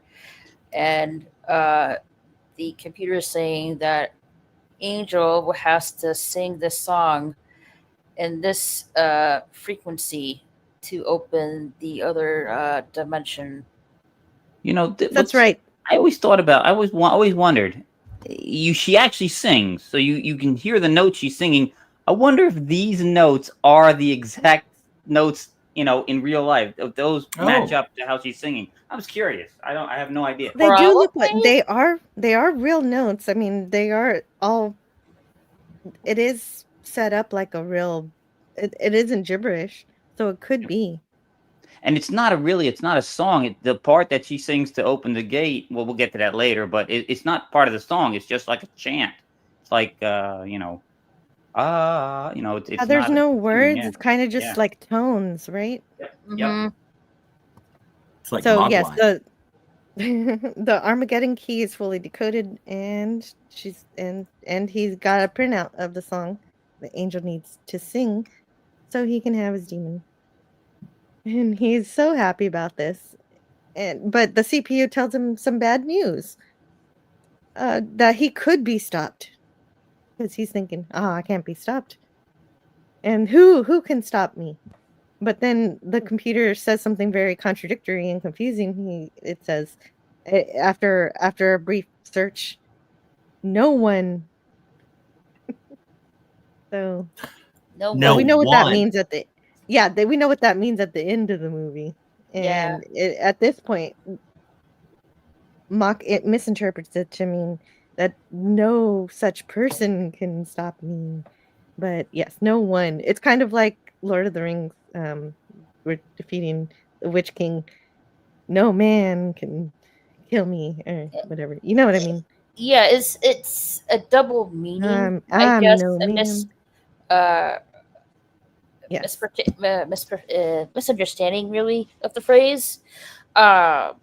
So So one can't stop him. That means Yeah. two can stop him. Okay, so there, I gave it away. yeah. Yeah, we were all So, dancing around it, so I was. So Muck is like, really pleased to hear this, that no one can stop this dimensional summoning. And yeah, he wants to get things underway. Oh, right. The computer also says the one that can stop him has the being can be sent back by the magic of one voice, one heart, one song. And at the end of the movie, of course, he solves the riddle. But let's not go too deep into that right now. Yeah, I also and like this computer. I do This too. computer is not just a computer. It's is a brain. Yeah. Yeah. This is Very really weird. rad. Brain. This reminds me of like Fallout stuff. This is a cyborg computer. Yeah. Creepy. Yeah, and then he gets more Doesn't- bad news. He gets more bad news from his other members of his, I guess, his management team. Oh, that's right. He's got an AI management team, promotion, legal, and accounting departments. And they try to say, hey, you know what? Maybe you don't want to summon a demon. That might be bad for business. My favorite one was the accounting. It said, think of the possible damage to sales from famine, pestilence, etc. There they are, yeah. Promotion department, legal department, and accounting department. The robots. Yeah, it's wonderful. I need, I guess I could have this team now. Yeah. He tells them, when I want your opinion, I'll give them to you. Franco Walker likes the computer. brain and Yeah, I do want to mention, excuse me. when the computer said no one, Mark, the computer said there is someone who could stop this, and Mark asked, like, who is it? And the computer doesn't know who it is. It's inconclusive. Yes, I did mention that it had to go through a search. It was like, okay, searching. Yep. And that's where it came up with no one. And that's where the misunderstanding happens. Yes. Pretty much. Yep. No problem. Yeah, but it's also Sorry, Ben. Oh, that's okay. That's okay.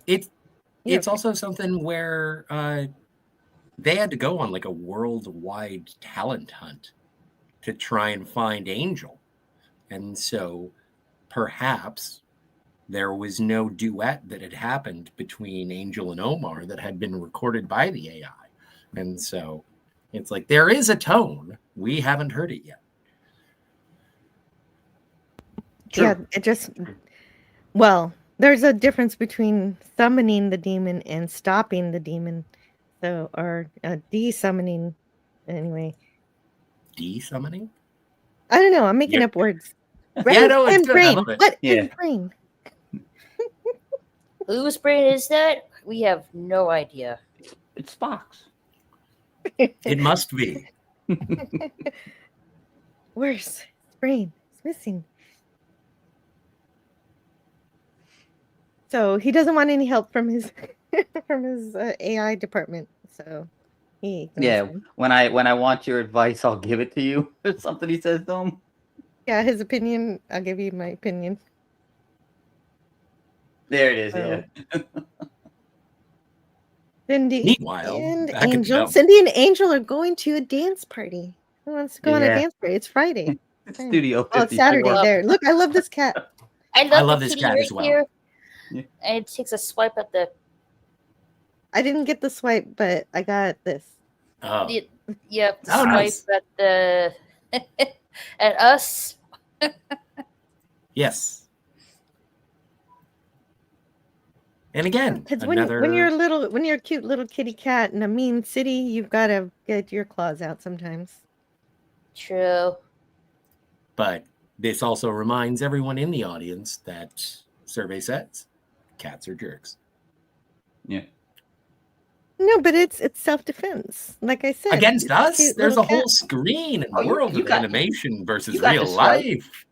You got the swipe right there. Got the swipe? Yeah. Yeah.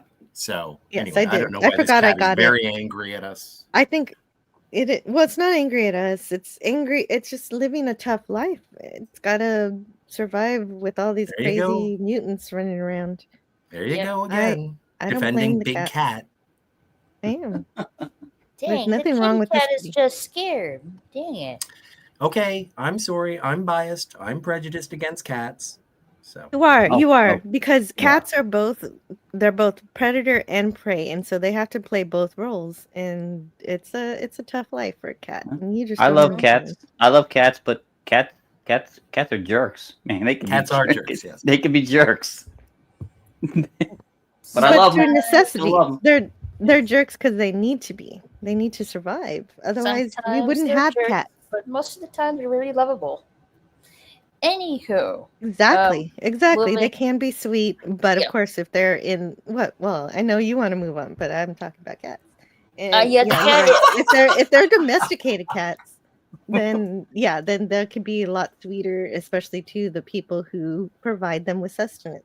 Yeah, but the jerkiness And isn't always out of necessity. I mean, what purpose did it serve to knock my full glass over on the floor and shatter it just because you didn't like it on the table? You cannot resist to like throw something on the floor if something's on the edge of a table or a shelf or something. It can be annoying, but it also can be very adorable at the same time. I meet Oh. a new lady and I stay over at her house. We have the nighttime funs. I wake up in the morning and then a cat pops a squat on my face. F cats. Well, you don't let the cat sit on your face. You I know you was can move it. sleeping. You're Oh, woken okay. up to butt face. Yeah. I just got a starfish on my forehead and I'm supposed to be like, good work, cat. I've never had a cat sit on my face. Aww. Look on the No, plus side then. sits on my chest where it's supposed to be or my legs or my feet. Oh, I liked cats on my feet because it's like having a living slipper on your feet. Anyway, Catherine O'Hara. Yes. yeah, Yes. Catherine O'Hara, yeah, as Aunt Edith. Mhm. And before we got in here, I also was listening. The DJ was warning people they need to wear their goggles because acid rain is in the forecast. I like Acid rain? Yeah, that was that was a thing back when this movie was out. They were that was one of the we don't have to get into it. That was one of the things they were scaring us with back then. But it does make Look, sense. do Emissions have to going get into into clouds that were Yeah. that combined with the water, and those toxins were brought back down, and emission standards have been changed to sort of curb that. I think it hasn't been talked about, but it's a nice post-apocalyptic reference in terms of It is. acid rain and ozone holes and Yep, oh yep. my stars, the sewers, they're on fire. And that kind of stuff. And That's what it was- happens in post-apocalyptic things. Yes.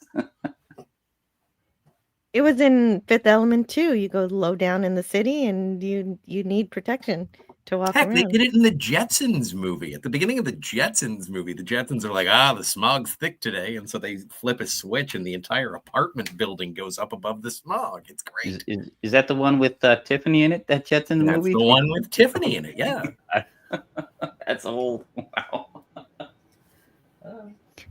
Yeah, it was also on The Simpsons where Yep. Homer's jacket is eaten by the acid rain. And so we got Aunt Edith giving a tattoo to a sailor. Hardcore nudity. Yeah. Oh, So yeah. as it is hardcore nudity, I had to link it out. So there you go. It is a buxom woman on the back of his skull. Oh, you did. You even put the little black bar. What a mermaid. I kind of missed it at the top if you see it. Okay. Oh, there's an areola. Yeah. I missed a little bit, but that'll be fine. It's not I too think bad. so. Also, Well, it's no worse than the original Starbucks logo. So. Well, and also, what does a fish need with mammary glands? Oh, that's a good point. I'm looking at you, Ariel.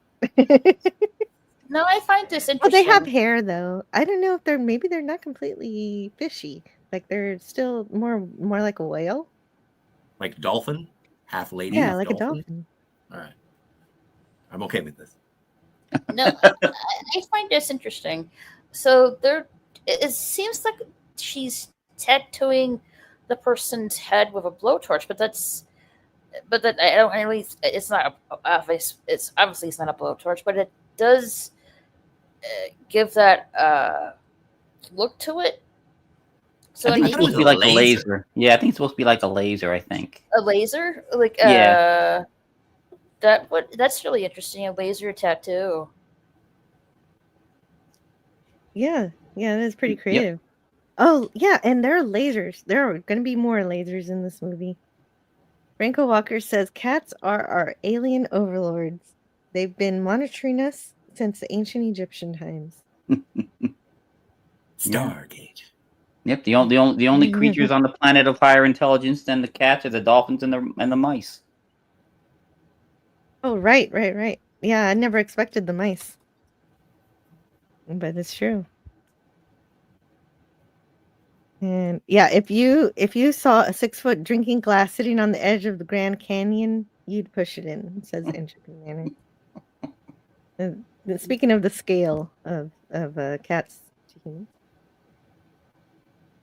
And anyway, so I've made we've my got views clear. I don't need to. Edith's tattoo parlor. Mm-hmm. Yeah, keep your pillows inside their cases. We don't need any of that talk here. What the hell does that mean? You know what it means. Anyway, I think I do. so yes, we got laser tattooing, really fun, and no seashells on the mermaid. Oh, I could have done that. That would have been cute if I would have put seashells on there. And I just thought of it now. Anyway, I failed. So Stretch feels the pain of the tattoo, even though he isn't the one getting one. And Aunt Edith, of course, helped bail them out of prison or jail, probably just jail. And I like how she gets Omar's name wrong. She keeps calling him Oscar. Yeah, and his name is Alphonse, and Stretch is kind of making fun of his actual name a little bit, and Dit's like tell Stretch to dry up. Yeah, that's an interesting thing that they say in this movie. Yeah. To dry out. And so they are trying to build their own jargon and Omar or slang rather. Omar admits to feeling concerned for Angel, which is a lot for him because he doesn't really share his emotions a lot or his feelings. He covers it up by being rude, but he's not a bad guy. He's just, he cares about his friends in his own way. And Edith tells them about Cinderella and how she has that winged heart tattoo, her $14.95 special. Yeah. Oh, you missed that. You had hardcore nudity in that last frame. How did you not miss that? How did you miss that? Don't go in the back. Corner. Don't go back. But pay attention. No. In the corner? In the corner right there. I didn't see it. I didn't see it. In the square. I'm on the ball when it comes to hardcore nudity, but I missed that hardcore nudity. Not that bad because it's just dots. I was just like, it's just dots. You don't see it. It's not like in your face. You don't see your head, yeah. But it's not in your face like the nipples are in the mermaid one. So RRTNZ in the chat says, wow, just dropped in. Didn't realize anyone outside of Canada knew about this. I was living near Toronto when this came out. Nelvana really was something special back then. Yeah. Yeah, they were. Good the boobies in that poster, West Kegel, are essentially, they look like this. Yeah, basically. Yeah. And for one, say they're hooray more for detailed, boobies. If they were more detailed, I would have. And actually, there are lots of videos on YouTube of Fantastic Planet, so apparently it's fine. Yeah. Oh, all over the internet, you can see boobies. Mm-hmm. Oh, sure. Oh, yeah. You just need to know which mall to go to. And anyway, so we leave Edith's parlor. We've got the information we need from her. Yeah, I think talk about Cinderella. Yeah, did ask like, what does Cindy look like? And she, and Edith doesn't know what Cindy looks like. But yeah, you're right, Joe. She tattooed him, sure though. Yeah, Edith had tattooed her with the main heart tattoo, the $14.95 special. Love it. The sailor who just got. You see, it's that tiny. I don't really care. Yeah, It you can't doesn't show make the Yeah, any detail. There's it's no all detail. good. Yeah. Yeah, that's okay. Blur his skull. Well, he'll be completely blurred in just a second here because he's going to make a phone call. And he on the way he picks up a rotted hot dog there, Yeah. and he yeah, it's gross. I like And the so Visa he- is a Diza. Yeah. That's good. He's trying to get back on the good side of the bad guys, and so he gives them some information about three guys who are going to look for Cinderella at Club 666, and it has the added benefit of telling us what's happening. But the only one who doesn't benefit is the sailor himself, because he's proven himself again to be a rat, Expendable. not just is expendable, but also giving up this kind of information shows how untrustworthy he is, because he's just giving away this kind of information, and I guess he doesn't really know them, so he's not betraying them. But anyway, the payphone explodes and he's disintegrated. Yeah, it shows the reach of Mock's henchman. It's a really great disintegration. It is. It's very well done. But Yeah, I got it's some of also it. it's like a Space Quest death. It's like, oh no, you said the wrong thing, and now Vohal has decided to evaporate you. I like the confetti right before he completely disappears. And the hot dog falls. Yes. It's cooked. We see a pig person. He's very happy. Yeah, and he just eats the rotten hot dog. Yeah. Swipe left. Yeah. It's what he's been it's what he's been waiting for all day. Meanwhile, back at the castle. Yes. Yes, back at the castle. Mock tells them to follow them to the club, but don't interfere. I have a better plan.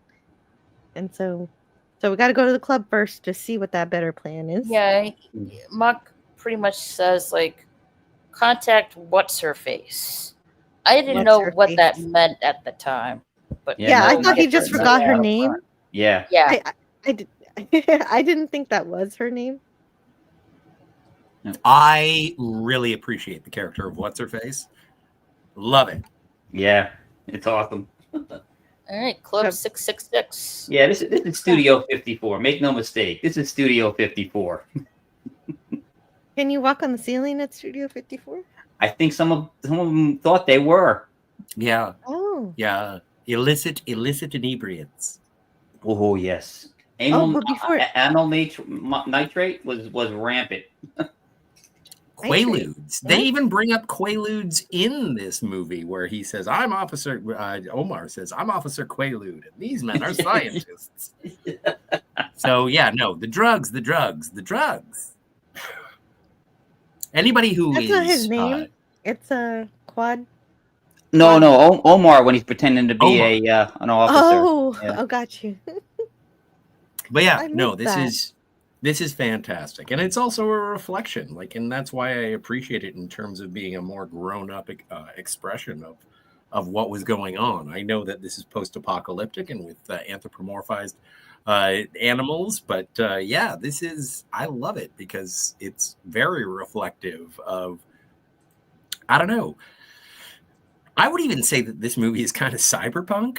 In terms of high-tech, low life, let's make music and go against the corpos, which is Mock. I love it. It does have a dystopian feel to it, yeah. And then, in terms of it being, Club 54, yes, with the amount of devil's dandruff that was happening in there, the hell's salad, or it's devil's cabbage, a lot of devil. Yeah. Things going on. They don't dwell a whole lot on the post-apocalyptic part of it. So this is the most we get in terms of the kind of class differentiation between the animals who are more humanoid and the creatures who are more mutated. And it kind of reminds me of Futurama, where they keep the mutant, what they considered the mutants, underground and in the sewers. In a box where you have to push a button to release them. Well, Why you not remember Zoidberg? you remember Leela's parents living in the sewers and all that storyline and everything. And Yep. her finding out that she's a mutant too, and that being a thing that they're treated as second-class citizens or worse, really. And here they're just being slaughtered just for thinking about going to the club. Or I don't know, maybe they were trying to attack the club because he's got a giant battle axe. So maybe his intentions were not pure. I don't know exactly. Well, he had one job, and he did it well. Yeah, Yeah, Sunny. see, there's a mutant. See the mutant arms and legs. So this is not an anthropomorphized animal. This is a dangerous mutant. Yes. Yeah, and Sunny the guardsman is like, doing his job not to have these mutants in the club. Yeah, he has his laser baton, his lightsaber. His lightsaber, yes. And I can't believe this made less money than Return of the Jedi. This made less money than George Lucas's original THX 1138. This has garnered less interest than the Star Wars Holiday Special. Scotty, this made less money than I did when I was working one year. You know what? I was going to make that joke too. I was going to be like, this money made less than I ever have.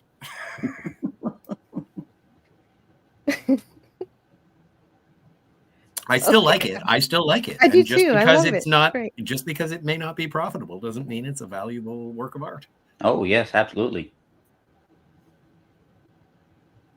Yes, it's a beautiful work of art. We've got lots of the club is really neat. It's an anti-gravity club, and so that's what makes it sci-fi. And there's where it's cold in the club. Yeah, man. Very cold.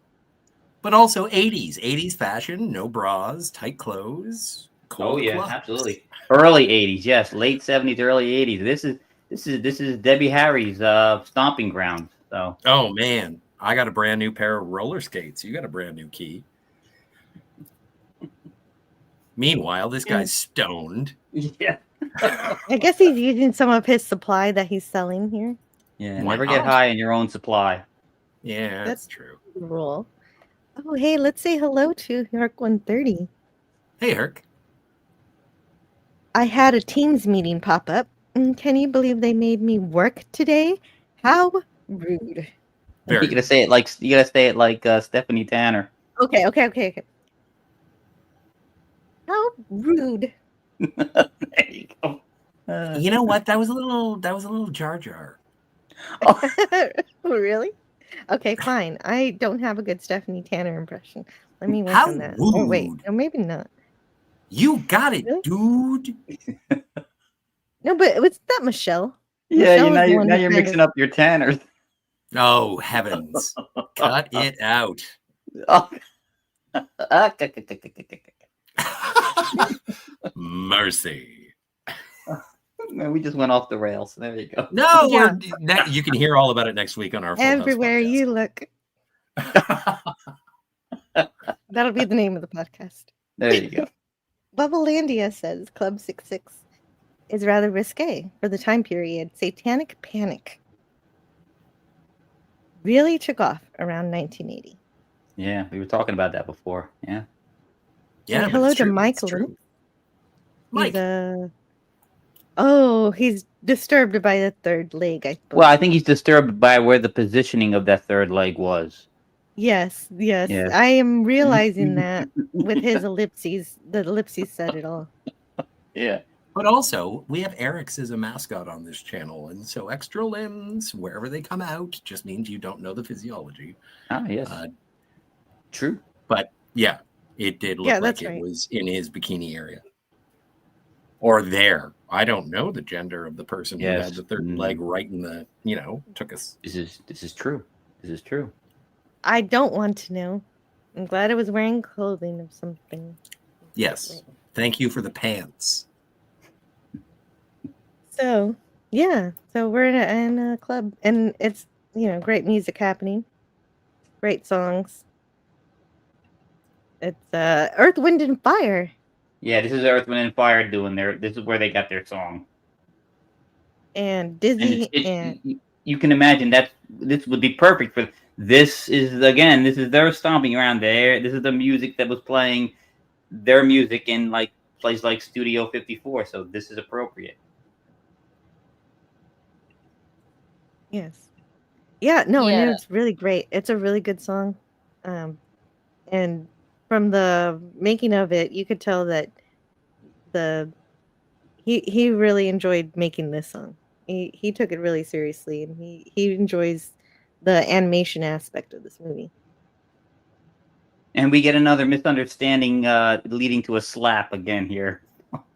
Yeah, Yeah. well, Dizzy and Stretch Mm. are looking for the tattoo Yeah. to find The Cinderella. we need hearted tattoo. Yeah. So they're But they like going. realize they don't know which part of the body it might be on. And Stretch Yeah. says, promiscuously anywhere.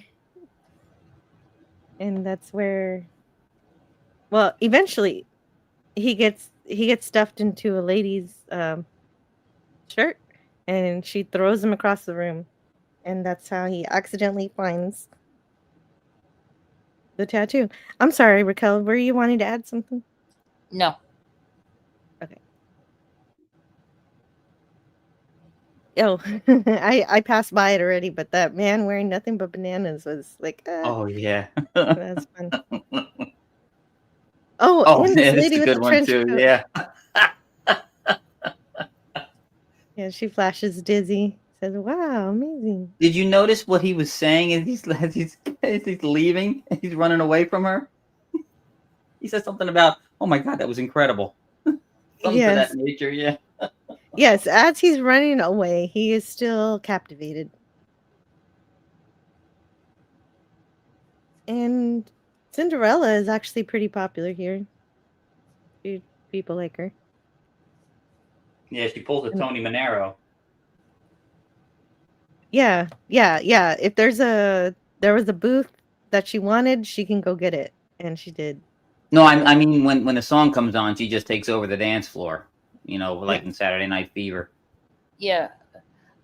So Stretch does find Cindy, and stuff, and you know almost gets caught by Cindy, but immediately not runs, but like runs away to Diz and tells him where, and that's when they see Cindy and Angel. Yeah, Cindy and Angel have a booth because the booth wasn't free, but Cinderella got it. And she also has a dance. She dances to her favorite song. There's her or a song that she likes. Mm-hmm. Got You in the Frigid Zone. I should have put the title of the songs with the lyrics, but I got all the lyrics. But at this point, everybody's being kidnapped. Oh, before this, Stretch was kidnapped already. Yep. And now Angel's taken. She screams, but it's during the song, so it kind of melds in with the song. And while Cindy is dancing, Angel sees the exit. Oh yeah, so she's taken. And then after that, Cindy notices Todd. She's upset. She's sad now, so she has to leave. She was caught. Yeah, Toad said fun's over at time. She's like, go home. And Cindy's just bummed out. Yeah. Yeah. Party's over for her. Yeah. And so Omar follows her because they found her. And he tells Dizzy to stay near him, but that's when Dizzy gets kidnapped.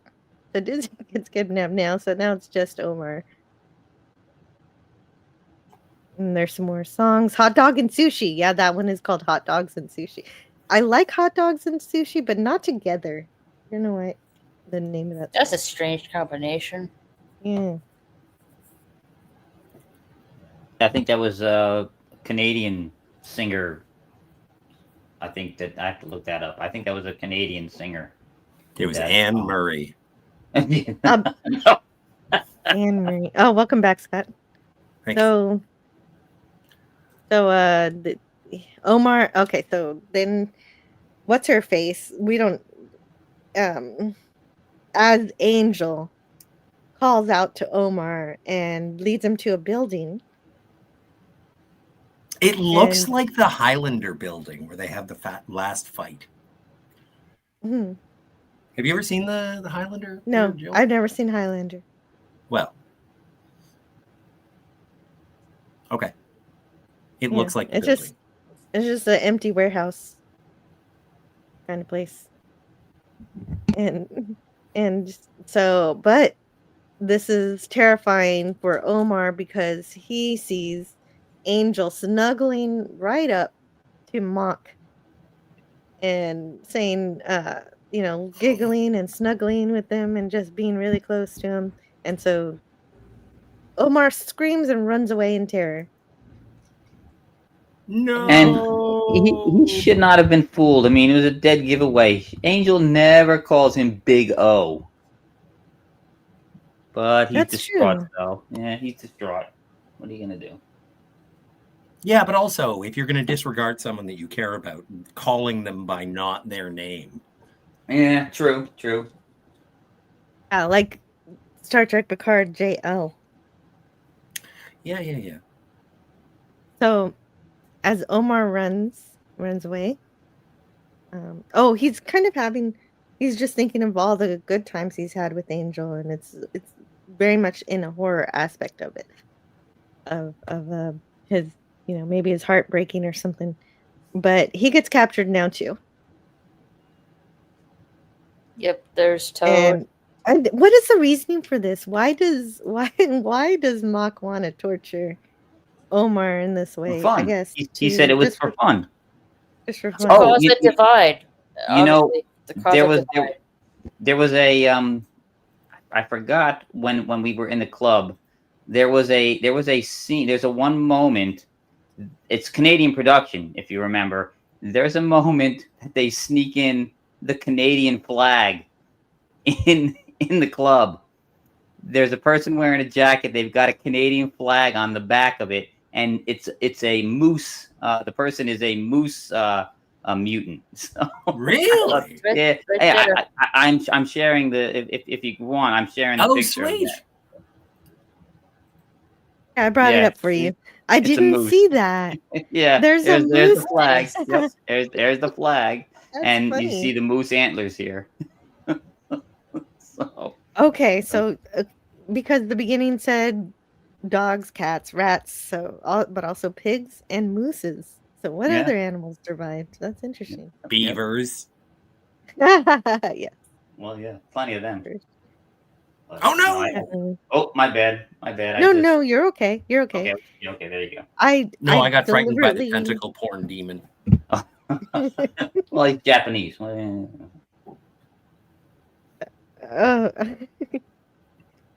wasn't going to mention that third leg. Sprinkle. Funny that the Amanita muscaria is universally understood to represent actual psilocybin in the box of substances shown. Yeah, when the guy's got his supplies trying to sell, yeah. Yeah. I said that to a woman once. Do you hear that? That's my heart breaking. She just rolled her eyes. Ooh, ouch. Oh, Franco. Okay, so everybody's captured. And we thank what's her face well, not us, but Mock thanks her for pretending to be Angel, ripping off her mask. Yep. She enjoyed the game too. It's just a game to her. I don't know how she was compensated, but she enjoys working with him. And then we get a Shining reference here. All work Oh, and no yeah. play makes Mock a dull boy. Was that Interesting. originally a Shining reference, or was that a reference to something else? Was that lifted from a different reference at the time? I don't know. I'm asking. That's as far as I got. I didn't dig any deeper than that. Nor did I. Anyway, I just noticed it. I was like, hey, I know that quote. But if it's from something else, yeah, I'd like to know too. So if all anybody right. knows in the chat or if you're listening on the replay, please tell us in the comments below. Or anything you want to say in the comments. I like comments. You can say what you like. And so there's that's kind of fun. I just like that. So we're back to Angel's prison room. She's pacing around. But she's refusing to cooperate. She doesn't want to sing for him, obviously. And he appears as a big head illusion in the wall. And he says he's disappointed, but still hopeful. And it's that's really cartoony, but I like it. He's trying to gaslight her to make her feel guilty. Yeah, well, gaslight in terms of he's pretending to be nice, kind of. Yeah. But who would buy it, really? Well, especially with And those lips. he So walks through the who wall. said all work and no play makes Jack a dull boy? James Howell. This expression appears in its modern form in James Howell's 1659 Proverbs in English, Italian, French, and Spanish, but it appears to have been in use for some time before that. It has appeared in writing countless times since. So while it may be most widely regarded as being from The Shining, it predates it by a couple of hundred years. Very cool. Thank you for looking that up. And of course, lots of things are referenced from previous things, and you can go back quite a bit to find different references to different things like that. So thank you for doing that research.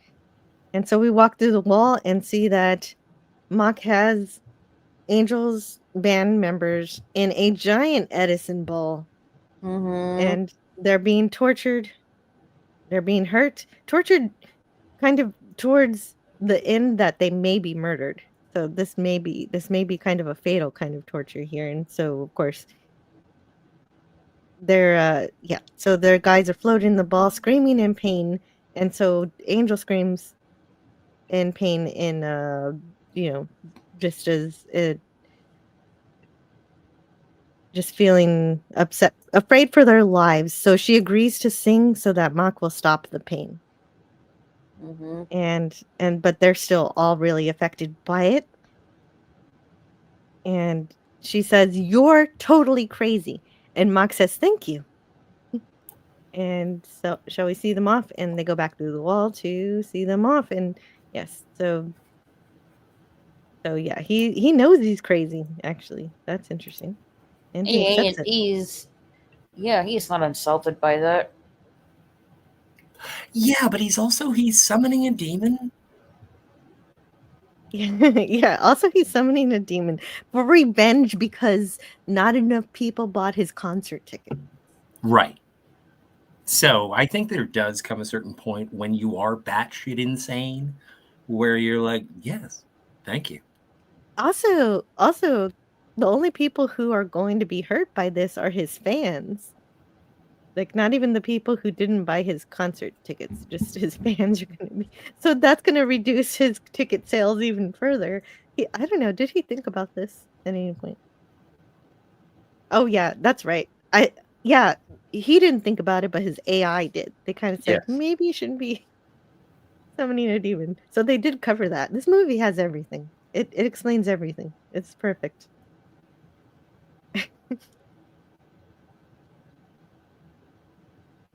And so they're in that.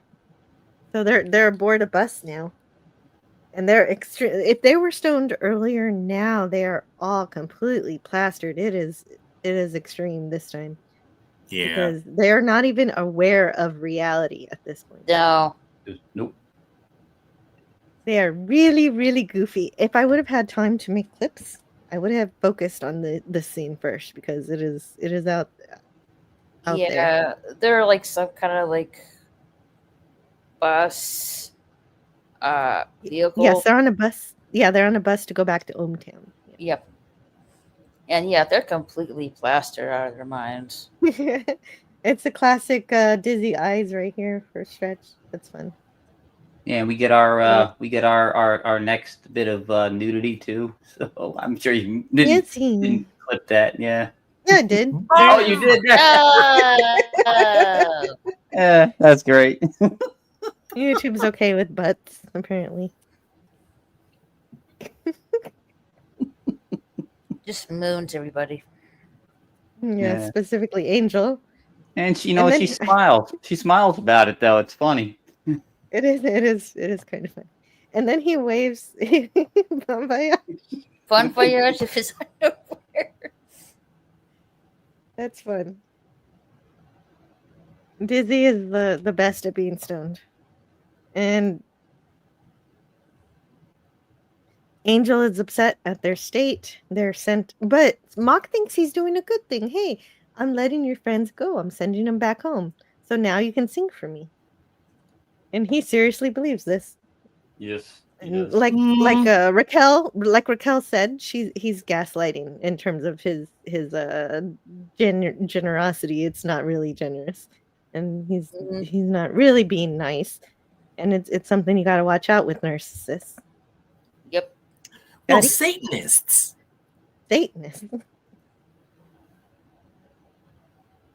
That too. Oh, speaking of Satan, at Carnage Hall. Yeah, we kind of see a preview of the end of the movie here. Look at that.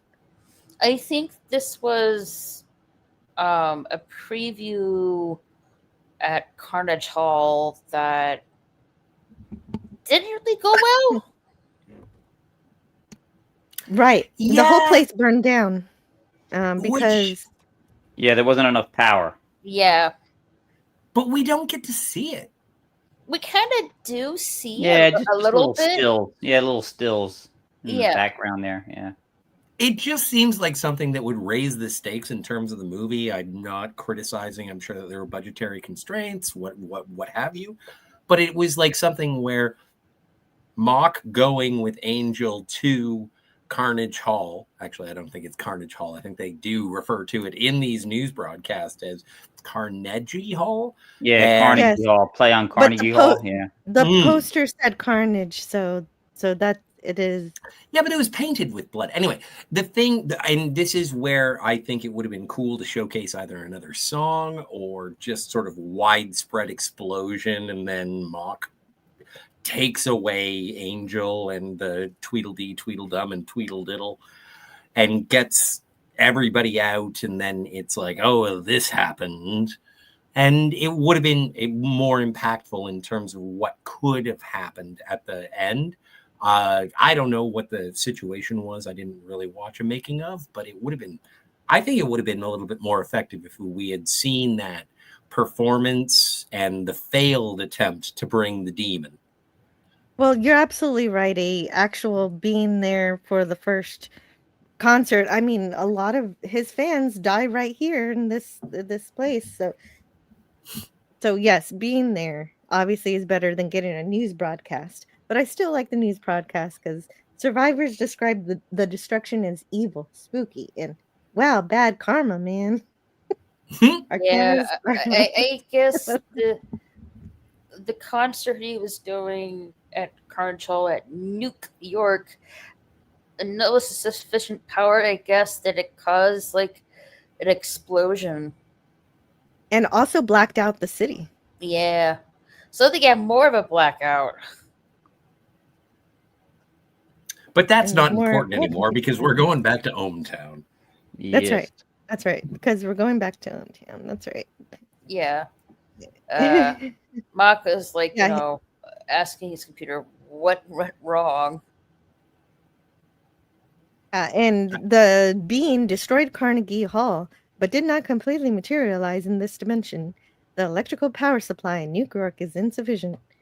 And then, of course, the computer tells him about, oh, well, you can go to Hometown because that's where your power is. And so that's why they go there. It's very, very simple to understand. Yeah. Yeah, but it still would have been great to see that disaster. What's not simple to understand is a sudden shift and random fade into black where we get Mock's song. My name is Mock. Thanks a lot. It's a really groovy song, I have to admit. Yeah, and this is Lou Reed. So. Yes, the best lyrics and the best. Yeah, this is the funnest song. Craziest visuals, great animation happening here that go well with the music. I love the guitar riff in this scene right here.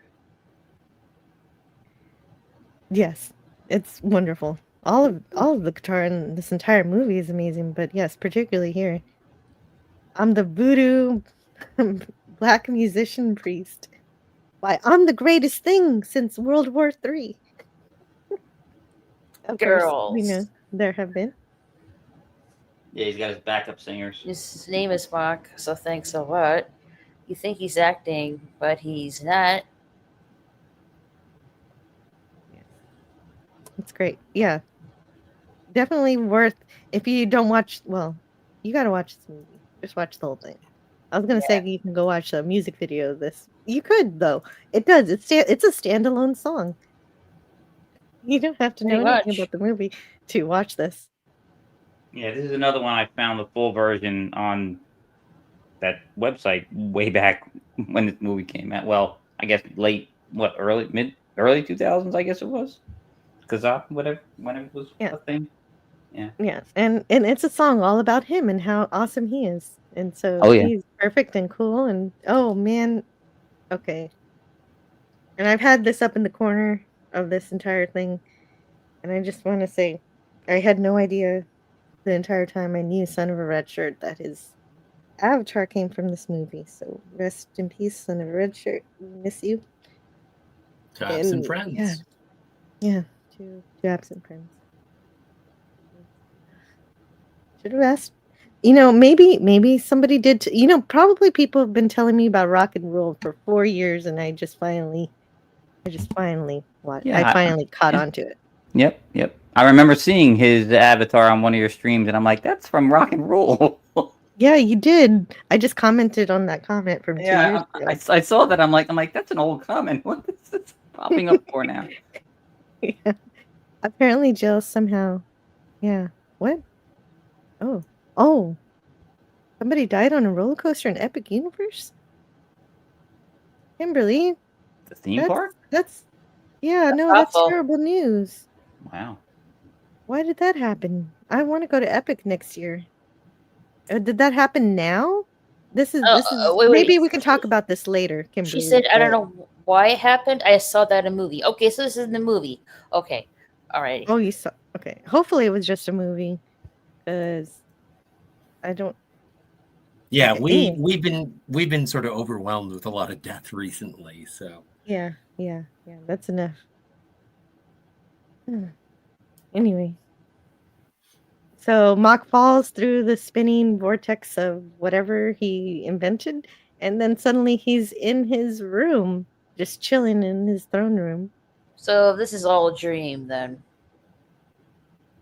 Maybe. A drug-induced haze. Yes. Yeah. He's really, really high. Oh, I'm paranoid, too. Yeah, look at that. Apparently. Definitely paranoid. Definitely narcissists do get paranoid. Yeah, not Diz. Zip is watching Uncle Mikey show. Uncle Mikey. Yeah, Uncle Mikey. He loves Uncle Mikey. He's even got an Uncle Mikey dolly. And he's wearing a cow hat too. Uncle Mikey is teaching Zip about the difference between good and evil, and it's almost like this is the first time he's ever heard of such a concept.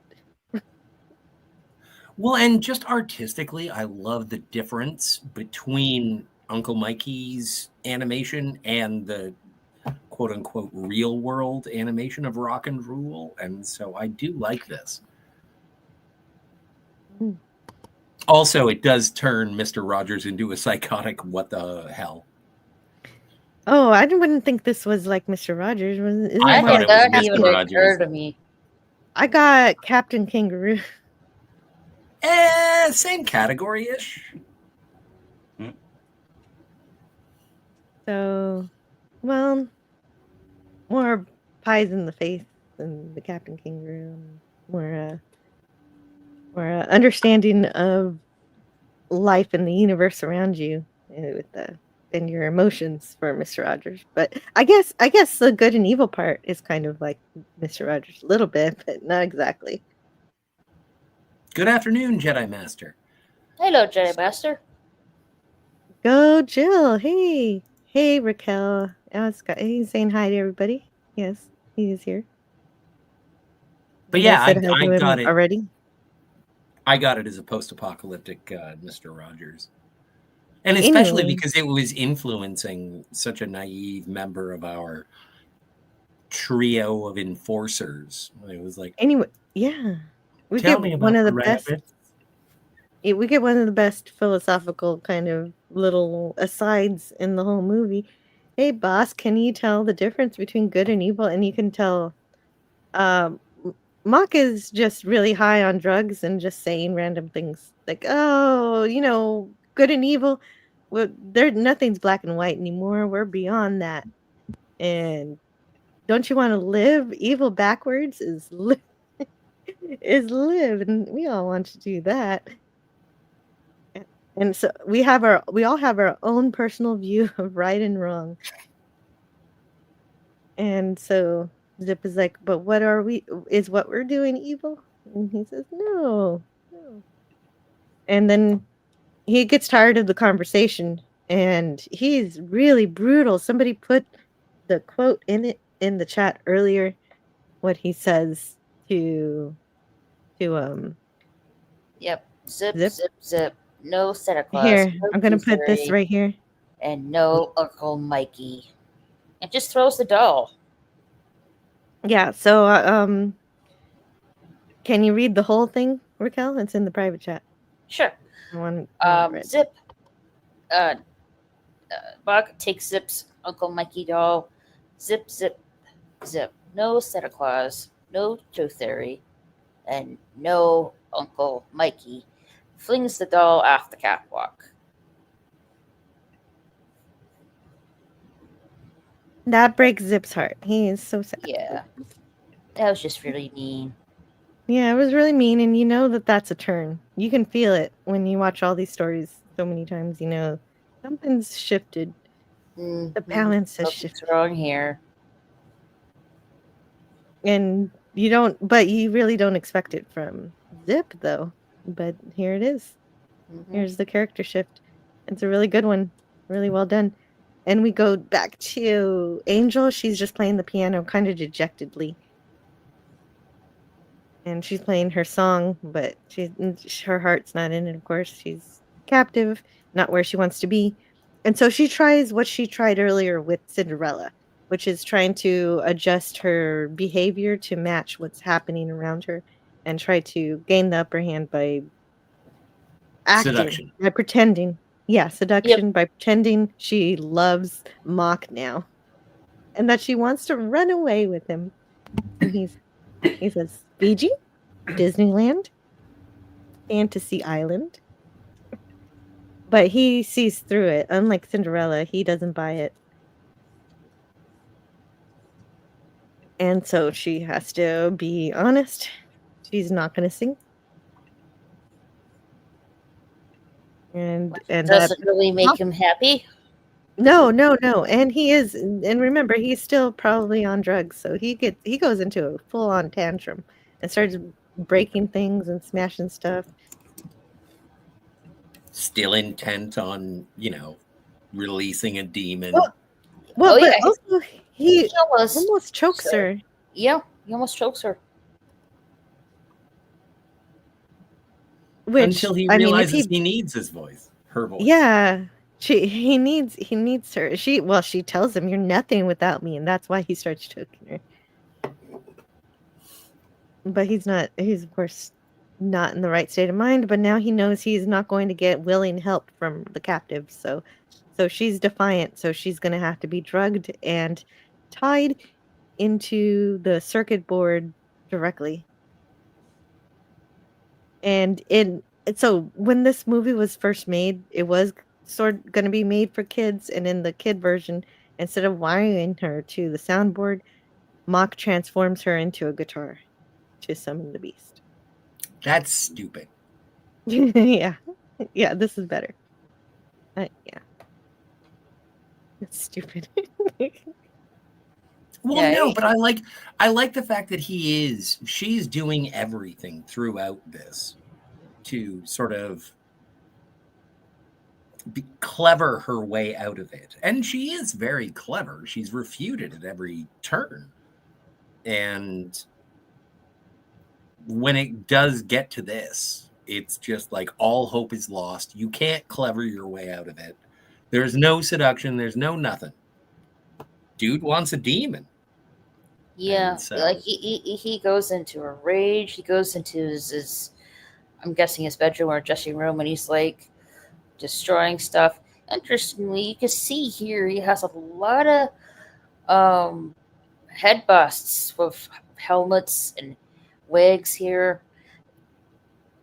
Yes, anytime he's wearing hair, it's definitely a wig. He Yeah. does not have his own hair. It's like Datazord. No, I kid. Wait, oh, crap. Come on. Okay, so one of the things that this movie does, I think it does subvert for the 1980s. It's really good that it subverts the damsel in distress, because she's not that.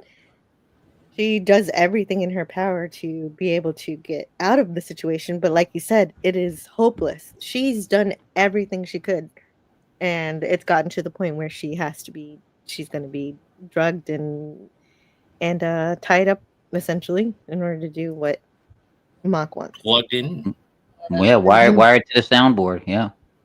Yeah.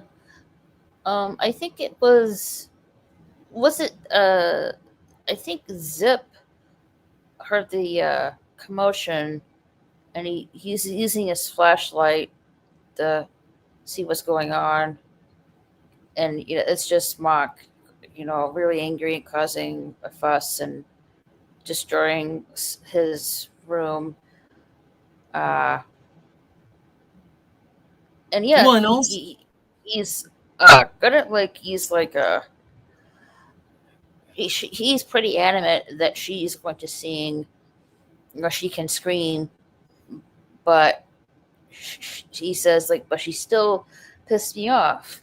So he's gonna pretty much force her to sing, whether she likes it or not. Yes. And it does look like, from Mock's dressing room, if you will, he is just putting on whatever anybody else is going to care about. He's copying several, throughout that. It's like, oh, I recognize that. That's Bowie. That's, that's Lou Reed. Everybody who's in here, the people he is emulating, the people that he is making fun of in terms of popular music. It's like, oh, okay, if I just do what everybody else has already done, and I'll be able to lull them under my thrall. And so it is. Yeah, he collects everything that was successful, and he includes everything in his repertoire. Omar and he copies. He copies. You're right. Sorry. He's a copycat. Yeah, he is. Oh, okay. Omar. So actually, I wanted to introduce this scene as something that would fit perfectly in with an Uncle Mikey broadcast, because as you were going to say, you're going to want to read the sign. Yeah, Omar and the Daycare's a concert tour? No, I think it's a concert for the average guy or something. Yeah, there it is. The concert for the average guy. Okay. Yes. See you later, Jedi. Oh, Jedi Master's got to go? Okay, let's see. Later, Jedi Master. Thank you for catching that, Scotty. Hark Later. also is in listening mode. Work won't let up. How rude.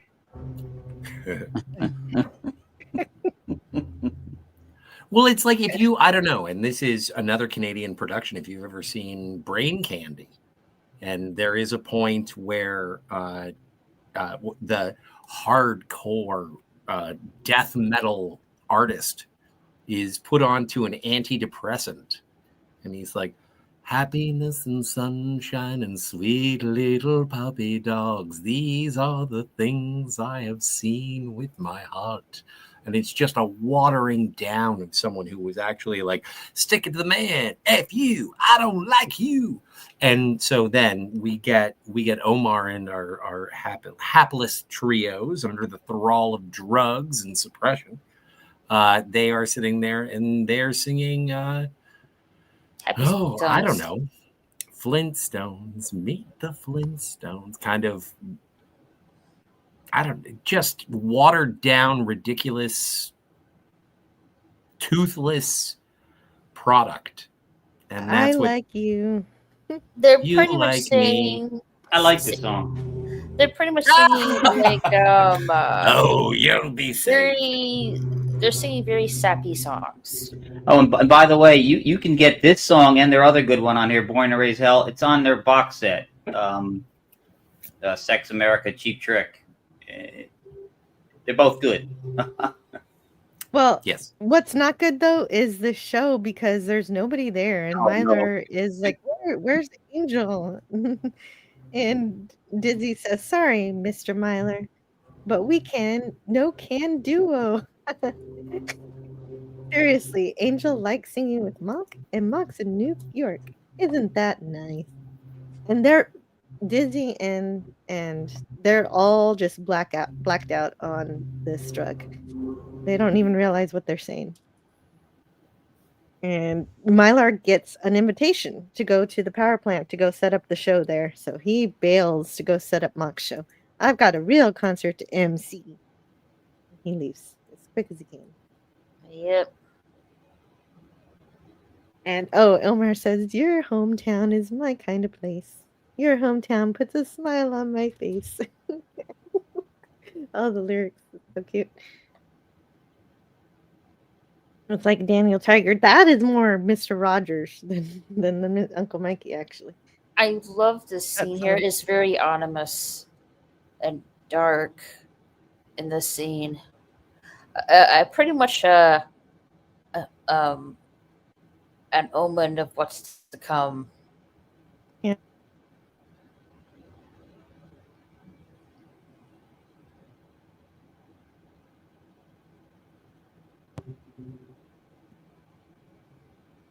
Yeah, we shift over to the concert now at the power plant. Mhm. Oh. And this is some of the practical Oh, animations. that could you happen. hear me? Okay. Nope. Nope. Oh, Yeah. okay. No, I was agreeing with Raquel. You know, Mhm. there's a storm outside. The moon is red and everything. Mm-hmm. And we've got everybody here at the concert.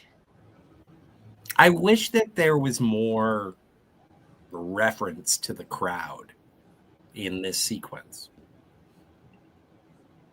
That would be nice. I would like to see more of them because we do see something bad happen to them, but we don't really get to see anything else of them except for the bad thing that we're going to get to in a second.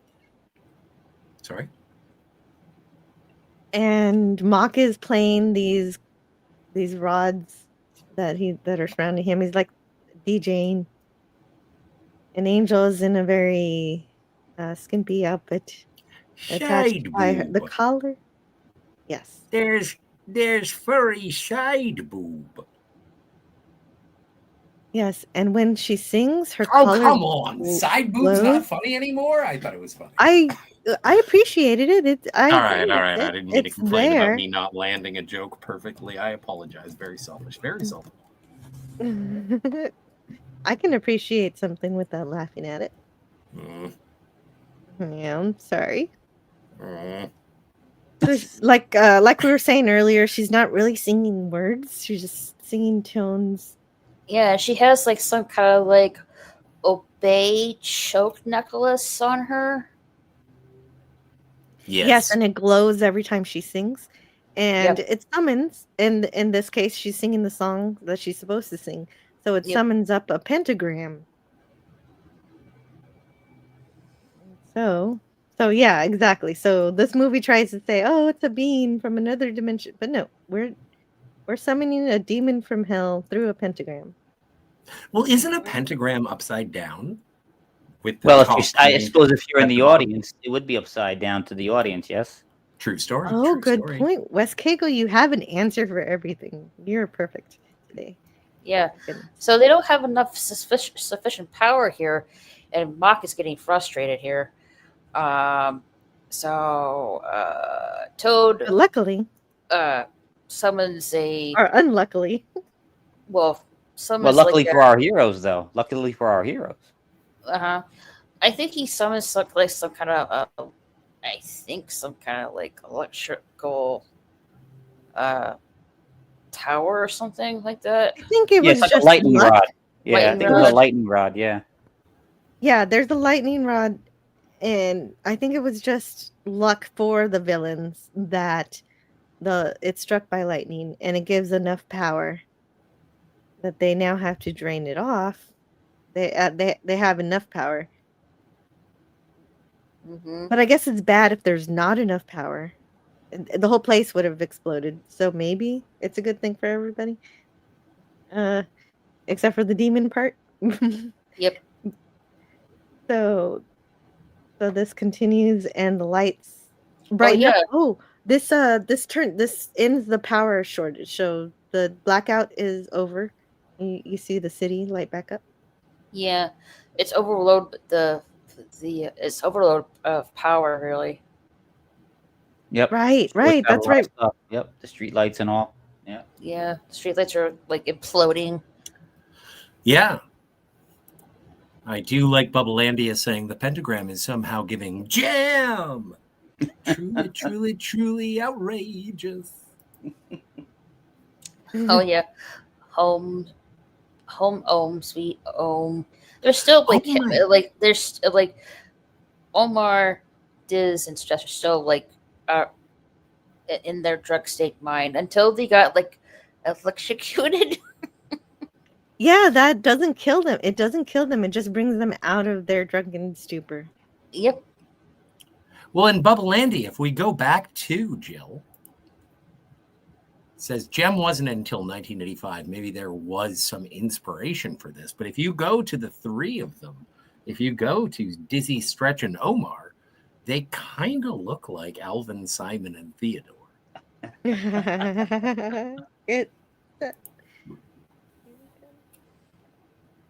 Mock at the Ohmtown power plant with Angel. Yes, Stretch says, "Hey, Omar, I just had this crazy dream where you were a real nice guy." Yep. Yeah. You know what? I was waiting this entire movie for Omar to give a swear. It never happened. I swear. He does say shit in one of Does the he versions. say shit? I When think does he say shit? in the Canadian one. He says it once. Oh, okay. Then I'm gonna have to get the Canadian one. Yeah, I need it too. So there's one. Last Toad curses too. they- Toad says shit. Oh yeah, that's right. And well, they're just catching up with everybody else here because they were not on this plane of existence for the past several hours. So Stretch says in the Canadian version, not in the American version, my head feels like an eggplant. What does it mean when your head feels like an eggplant? Feel like a vegetable? I don't know. I've heard that eggplant is it can be used as a racial slur, but I don't understand it. I guess. Well, if you're from the Conehead planet, I guess. Well, no, but like even in what do you call True Romance, there's a thing where Christopher Walken is there with Dennis Hopper, and Dennis Hopper says, "You're an eggplant," and then. Anyway, I know it can be I don't know. Yeah, Tony Soprano. I don't know the etymology of racial slurs as much. Yeah, as... Tony Soprano uses it as a racial slur too. I've Okay, never okay. heard of that before. That's crazy, but yeah, no.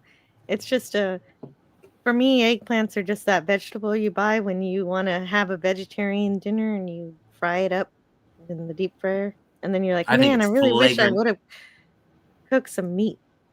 I think it's flagrant false advertising. Eggplants are not made of eggs. No, they're not. They're not made of eggs. I have a Chipmunk single from the 60s. They're singing Ragtime Cowboy Joe. Oh, that's cute. Oh yeah, no, Franco in the '60s they did, Christmas Don't Be Late. Like Dave Seville and his Chipmunks was like far preceded any of the animation of the Chipmunk. Oh well, maybe not far preceded. Well, I don't know. We'll have to figure they it out also at have a Christmas. Halloween song. Halloween is What? coming up first, so they have the Witch Doctor song. Yeah, Oh, they did that. Yeah, uh-huh. that inspired. That was the same people did that. Yeah, same guy. And I think, yeah. Oh my stars! Looking I forward. told the witch doctor I fell in love with you, and he said, "Yes."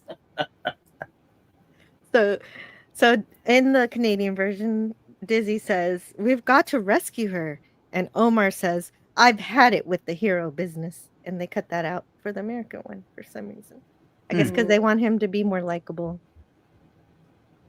And instead of that, what they say is, Omar and both of them, he says, she only cares about being with him. And I saw them together. I've had it, is what the American one has. I saw them together. And Dizzy says in the American version, "Believe your heart, Omar, not your eyes. Don't you see?" And I kind of No, like that line. I I like that don't. line. I don't know. I Because don't don't know. always believe what you see. Not everything you see, because of course what he saw was an illusion. It wasn't real. Yeah. Yeah. All that glitters is not gold. Yeah. Okay. Well, that I was don't easy. know. I don't know. Maybe I'm rubbed the wrong way by "Don't believe your lying eyes. Yeah. Believe your heart." And it's like, yeah, but seriously, dude, I just saw the chick and she was canoodling with my enemy. So what do you want me to do? I want you to ignore that basic instinct. And it's like, I don't know, man. Well, the real answer is that he didn't really get to actually talk to her and really without the influence of Mox. So there's no actual, even though he did see her snuggling with him. What is the yeah, like why I guess that makes sense. It would make sense if Mock's plan worked and Omar got so upset that he didn't go save her. But luckily he did listen to his heart, I guess, Yes.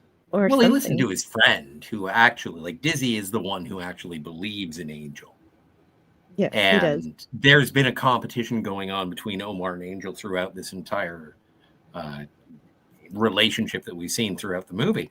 And yes, it is something where it's like, well, who told you that she was on Mock's side? Was it Mock? Did he show up with Angel saying she's on my side? And then Angel said yes? How do you know that's Angel? She even called you by the wrong name. Snap out of it. Oh. Oh, but Dizzy can't say that because he wasn't there. He already got kidnapped by that point. But that's a good point. Well, see, Oh, Dizzy's the Simon out of this Alvin Simon Theodore. yeah, he's definitely Simon. But as Raquel said much earlier in the live stream, he never bought that Angel would do this, would run away from the band and No, the band for her own selfish purposes. Not once does Dizzy think no, like that's right here's like he's just frustrated with Omar right in the scene right here, saying you're heartless, unfeeling, like why don't you believe this? Like but pretty much is saying like you know she's in trouble. We should go after her. He's like, pretty much like, why don't you care? And Omar's like, pretty much like, like Jill said, like, the only person she cares about is being with Mark, Mock, not Mark, Mock. Who's Mark? Mock. Okay, sorry. Mock. And this is like telling Omar, you can't believe that, which is and then it's like Omar is like rethinking about things. Yeah, and yeah, he listens to his friend, as Scotty said, and so we've got Quadhole. He doesn't. Sorry, he doesn't who? do anything. Quadhole. Yeah, they stole his. Okay. They stole his police car earlier. Yeah. Still have That's it. the Still worst using part it. of this entire movie. Yeah, and he's like telling everybody to freeze, especially to Omar, but Omar just doesn't stop. And then Diz and Stretch once again take his police car, and he's like, slime, and then he's like, you know what, forget it. Yeah, he's completely ineffectual. He is not a good police officer. No, he just gives up. Yeah, because any other police officer would have said, "Hey, I need some backup. These hooligans stole my car," and there would have been a helicopter chase. It would have been on the news, and the whole band would have been put in prison already. And I don't know if Aunt Edith would be able to bail them out this time, but luckily, Quadhole is an idiot, so that never happened. So yeah, I think Aunt Edith is still at New York. yes. Tattooing asses. Yes, true. But I figured Dizzy has a phone. That you get at least one phone call. Do you still get a phone call in Cyberpunk Future Dystopias?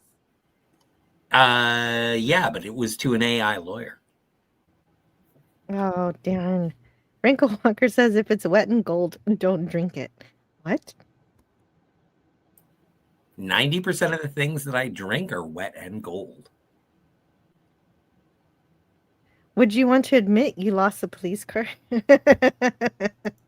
Oh, interesting point. So we're back to the concert, and we've got the pentagram shooting through the sky, through the roof. And the audience enjoys this spectacle. They think it's, just more of Mock's magic, his technical magic. They don't realize it's real magic.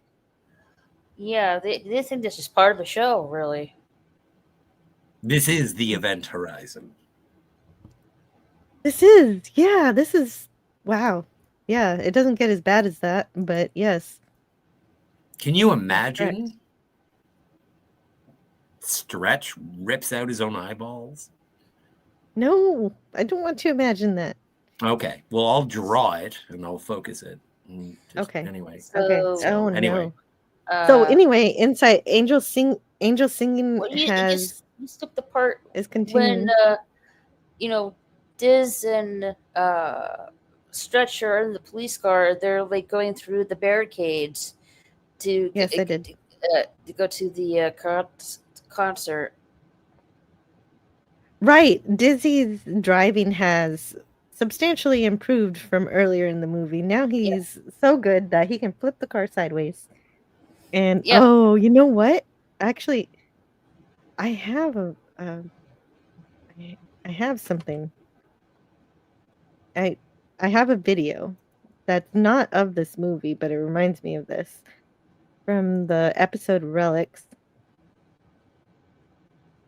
And it's here. I don't play it very often, so it'll be fun to play right now.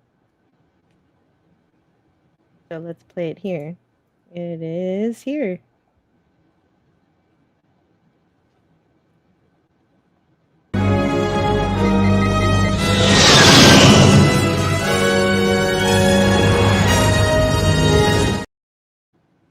Yep, that's pretty much what happened with the police car. They just went sideways before the doors closed. Yeah, sorry for skipping that. It's I didn't okay. want. I didn't think. I guess I didn't appreciate Dizzy as much as I should have. So everybody's getting excited with everything happening. Yep, the counter's about to start, and the summoning of the demon is about to start too. Yeah, and you even hear some demon sounds happening, snarling and stuff. Oh yeah. And we hear Iggy Pop's song, Pain and Suffering. Red Ooh. wine turns to blood. A cow floats upside down in a river of mud. Iggy Pop had fun writing those lyrics, my goodness. Under Like okay, the so I don't know if you got it or anything, but we peer into the dimension where the demon's coming out of from, and it looks like a kaleidoscope to me. yeah, here it is. You're right. This is a point of the movie where I love every frame. Mm-hmm. Pretty fantastic creativity here. Trippy, psychedelic a bit. Yeah. Mm-hmm.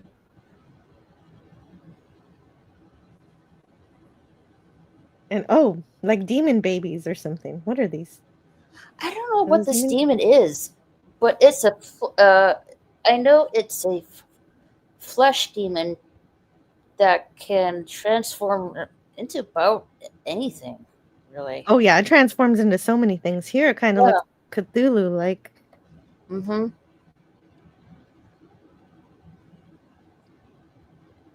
And there it is. Hey, I didn't miss it at all actually. Here's Dizzy flying through. Oh, I thought you Just did. like- Never Just mind. like the ensign. I thought you missed it. Never mind. My bad. That's okay. And it was just a little out of well, your memory is great. You've been able to follow through this movie so spectacularly that just tiny miss is nothing. A Thank cat, you. black as night, and blood everywhere. This is like this is like if somebody asked Iggy Pop, "Hey, make a Halloween song." This is a good Halloween song. Darkness falls across the land. It's like the opening to Thriller. Yes. I like it a lot. Michael Jackson stole Thriller from rock and roll. I have no facts to back this up, but I'm saying it happened. No, I don't. People are influenced by a lot of things. You never know. But Right. going through the first door, like I showed earlier, Scotty, you missed it. This happens in this movie.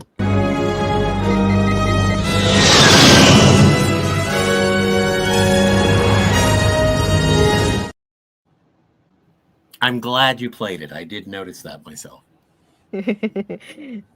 But what I don't like is here where they do hit the barricade and somehow survive. They should have not survived, but I guess this is the cartoon. And the movie's over.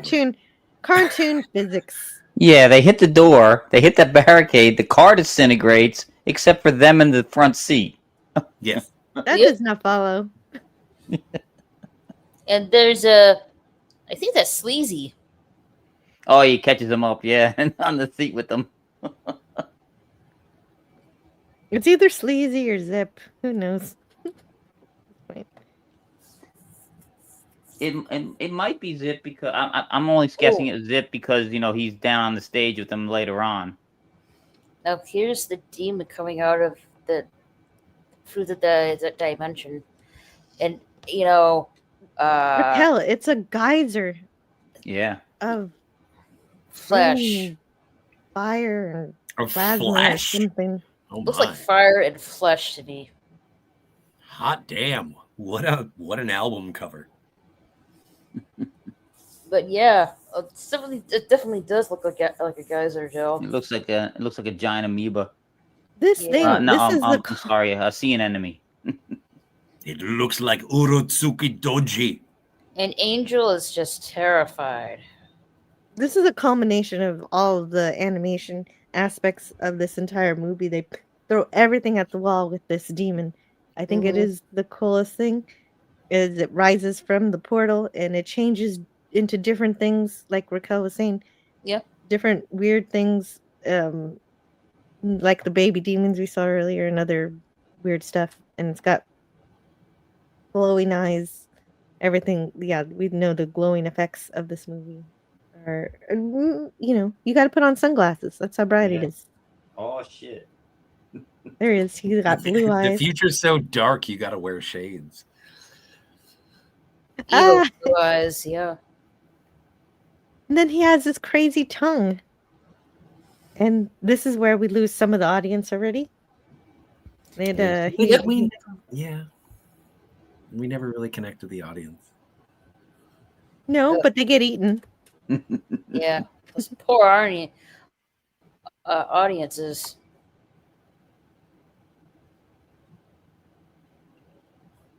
Yeah. Yeah, I know. I thought, is this explicit? Diz and This is- Stretch are also terrified as well. That's a alien level, kind of, Yeah, it's a Geiger. weird vibes. Yeah, it's like Geiger. It feels Geiger to me, definitely. You got me. Bubblelandia in the chat says, seance plasma refers to ectoplasm, a purported substance that occult practices is said to exude from the body of a spiritualist medium during a seance to materialize spiritual bodies. That's terrifying. That's a highly intelligent description of what we just saw. Thank you, Bubblelandia. And feels very Ghostbustery too. Yes. Yeah. Like Diz and Stretch don't know what this demon is, but Diz knows it's evil. Mock is excited. He's calling it his vengeance. And he says, destroy them all. Yes, he is thrilled. He is thrilled at this moment. And Angel is still wired. She's still trapped. Was that last frame? Is that what you have the background? It matched identical to the background. The frame. Yeah, it's the background. That's right. Let's see it again. That's oh, not that one. That one right there. You can see how they touch. How they're nope.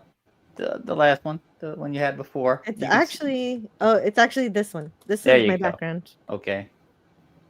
This is my background here, and I can. Oh yeah. There you go. There you go. Here, we have to see that again.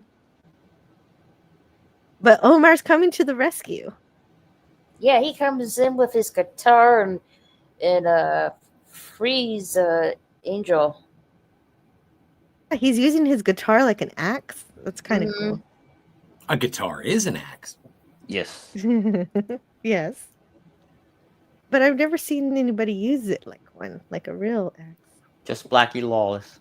Yeah, the demon kind of destroys part of the stage a little bit. Yeah, but the demon's too busy harvesting souls from the audience. Yeah, he's hungry. Yeah. My dogs are hungry. Yeah, like it seems like Mock is like some kind of like on a hover craft or some sort. Yep. Yeah, and the demon's gonna attack him. But they must think it's part of the show. Why is the audience not fleeing for their lives, especially after some of them got eaten? Yeah, that's my problem too. They think this is part of the show, really. That But there is. Do they think maybe the audience will show up later? Like, oh, that was fun. We got to slide on a ride. No, they're dead. They are dead. But I'm trying to put myself in the shoes of the audience in terms of what they just saw, thinking that this is all fake, because they see weird stuff happen all the time at these shows that are all trippy and crazy, and they're used to Mock's magic, his video tricks and special effects. Mm-hmm. But And just like at the end of Galaxy Quest, when a spaceship smashes into the convention center, and everybody thinks, "Oh, this was supposed to happen," and they see the villain get vaporized. Oh, that's part of the show. They don't realize the villain actually did die. Oh, I want to mention, like, pay attention here. When Diz is saying, like, whatever it is, it's evil. That's when Zip is questioning whether what's happening right now is good or evil. Yes, that's right. That's right. So Zip sacrifices himself to save Omar from an attack from the demon right about this time. And Yep, so the beast launches some kind of attack to Omar, and Zip with his roller skates, he gets there quick enough to block the attack. Yeah. It is kind of too bad that there is a point where, to further Omar's character and what is happening and what is going on, we do have to make Angel a damsel in distress who's sort of tied up like Fay Ray from from King Kong. I don't see her like that. I see her. I don't. She has to be tied up because she was resisting. She would not do it. She would not do the things that she was forced to do. So I don't see her as well, she does need help being saved, but she isn't helpless, is what I'm trying to say. Yeah. Okay. I mean, once this happens, and even though Mikey blocks it, Omar's out for the count, and she stands up. She's like, "All right, I got this now." So I mean, she's not. Yeah, she's not a damsel. Yeah. Right, She just was being forced. As if Omar had the voice, he would have been tied up in that machine. So. Right. So Exactly. Wait a second. Oh my gosh. Go ahead. I wanted to mention Zip did catch most of the attack, but some of it did knock out Omar. So that is important to know. So he still got some of the attack. And yeah. Toad comes over to Zip's side and says, "What did you do that for?" And what did Zip do it for? For Uncle Mikey and for us, Toad. We aren't evil, are we? And Toad is like, don't talk. And Zip seemingly dies. Yeah, the roller skate stops spinning. Yeah. Yeah, I think he's dead. Yeah. I think he's dead. Yeah, the roller skate stopping spinning. I thought that was a creative way to say he's dead. And that's also what I mean when I refer to sort of bold choices for animation of this era, is showing death. Like, I know Bambi's mom got shot, but like that, and Old Yeller dies. That's live action, but like in this, yeah, but that's after. That's way after. Yeah, I saw Bambi's mom get it when I was 4 years old. That was And so I think that there is value of that in this even highly stylized story, which I think, as I've said several times, is about sticking it to the man and the people who are going to put you down. And if they offer you money, don't trust them. And so this is when Toad meets Zip, and he's like, "Oh, well, you took my brother. Prepare to die." Yeah, Toad is really angry here. He's going to avenge his brother. Yeah. That's a fun trope. It's one of the most fun ones is when the henchmen turn against the main villain. Oh yeah, this is a Darth Vader Emperor moment, we get. So. Or as Raquel mentioned, the Lion King, the hyenas and Scar at the end. But I mean, this is almost shot for shot. This was 82, right? This 82 or 83? 83. 83. Correct. Empire came out in 81, so I guess they stole this from or came out in 80, so I guess they stole it from Lucas. And Mock I is think just this is in just- the light here. I think it's just a common. Yeah. Oh yeah, Trope. no, It's but I mean, crazy. it's almost it's a shot for shot. Oh, actually, I'm sorry, it was Jedi. So Jedi was 83. That's the Mhm. moment where that I'm thinking of, not Empire. But if they came out in the same year, I don't think that they Yeah. were copycatting. No, they weren't. It was probably just great minds. Common trope. Yeah. The only Star Wars copycatting was the lightsaber we saw earlier. Yeah, you got a point. You got a point. Probably, maybe. So Well, Angel, when were there laser swords before Star Wars? And I am asking. I don't know. there probably were. Scott, if you want to find the origins of laser swords, I will be happy to hear it. I really don't. I really don't. Okay.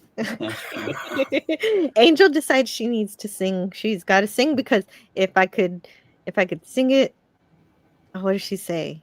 She said, There's if a- I there's- w- I can sing it think up. I she- can sing it back. Yeah, pretty Yeah. much. Yep. Yeah, if I can sing it up, I can sing it back. Thank you, Wes Cagle. Perfect. Yep. And Angel tells Omar that she has to sing and to trust her because he's regained consciousness at this point. hmm And he's dodging fireballs. Oh yeah, the demon I'm lights sorry, the whole stage Mario. on fire. Yeah. I'm sorry, she Mario. sings- Your princess is in a different castle. she sings her song. Yeah, He is Mario. He is Mario. Omar Yeah, wants these- her to run, but she's like refuses to run. Yeah, these shots are great. Her standing solo on the stage in front of all the evil. I mean, it's awesome. hmm And Mock doesn't think this is a threat. He's just like, No. oh, she's singing, whatever. Because no one voice can stop. No, No I one like voice. I How like about the two voices? the fact when she sings, she's also hearing her echo of her singing voice at the same time, which I thought was really unique with that scene right there. And Yeah, with them Are you- closing in on it, that's a great scene. yep, I think and then I agree, yeah. Raquel. It's a very spooky, haunting sound. yeah, it is. And not only does it look like fingers, but it also looks like ribs. Like Yeah. it's sort of The capturing its demon- own heart. The demon's almost is closing in on her. Yeah, and because she cannot thwart it alone. It's when Omar joins her that they can defeat it. I like that scene where they're closing in, where it looked like ribs, and you don't see him, but you hear him join in, and instantly the demon reacts negatively. The things are thrown back. It's a goosebump scene. It's great. It's a great scene. Big ups to Dadman Walking. I heard the eerie voice of Wes Cagle. Yeah, we don't let him on. He's Oh, East Kegel, it said. yeah. East Cagle? I didn't Yeah. even read it. We don't let East Cagle on. He's a belligerent guy. He's not nice. Yeah. Really? He's not nice. I like South Kegel. Bring him on sometime. hmm And Deceptesian 77 says, No, if no, anything, no. What? What? Scotty, his name is Decepticon. Okay, sure, whatever. Decepticon in the chat, I apologize for the whatever. I am corrected. Says, if anything, Deceptesian says, watching this at 6 is better than watching When the Wind Blows at 6. I've never seen Where the Wind Blows. Have you guys seen Where the Wind Blows? Yeah, that's like an anti-nuclear war cartoon, I think. Yeah, right. About an The old man- man and an old woman, isn't it? An old couple. No, is that what that is? That's you're not- crazy. I just heard about that movie recently. That looks awful. Yeah, That looks like a It's a old. thing It's really that makes old. your heart sink. Anyway, Wow, I've And never seen that. I'll have to look into that, Decepticon. really old. Thank you for sharing. Thank you, And Deceptisian. so, gosh, so um now the power of love is defeating And this that's the demon. power of love. yeah, Diz and Stretch are trying to put up the fireball, and then Omar is singing with Angel, and seems to really getting under bothering the demon here. And Omar, no, sorry, yeah, Omar and Angel are like singing, doing their best with their singing here, and Mock is not happy. It's like, they can't stop you, destroy them all, and like I am very like, what are those like light up drums he's banging on over there in frustration? His pipes. Yeah. I thought it was Some like kind a of pipes. demonic theremin. Yeah, something like that. I think so. But Toad is here to avenge his brother's death and tosses them Yeah. into the dimension after the demon. Yeah. My brother's dead. You killed my brother.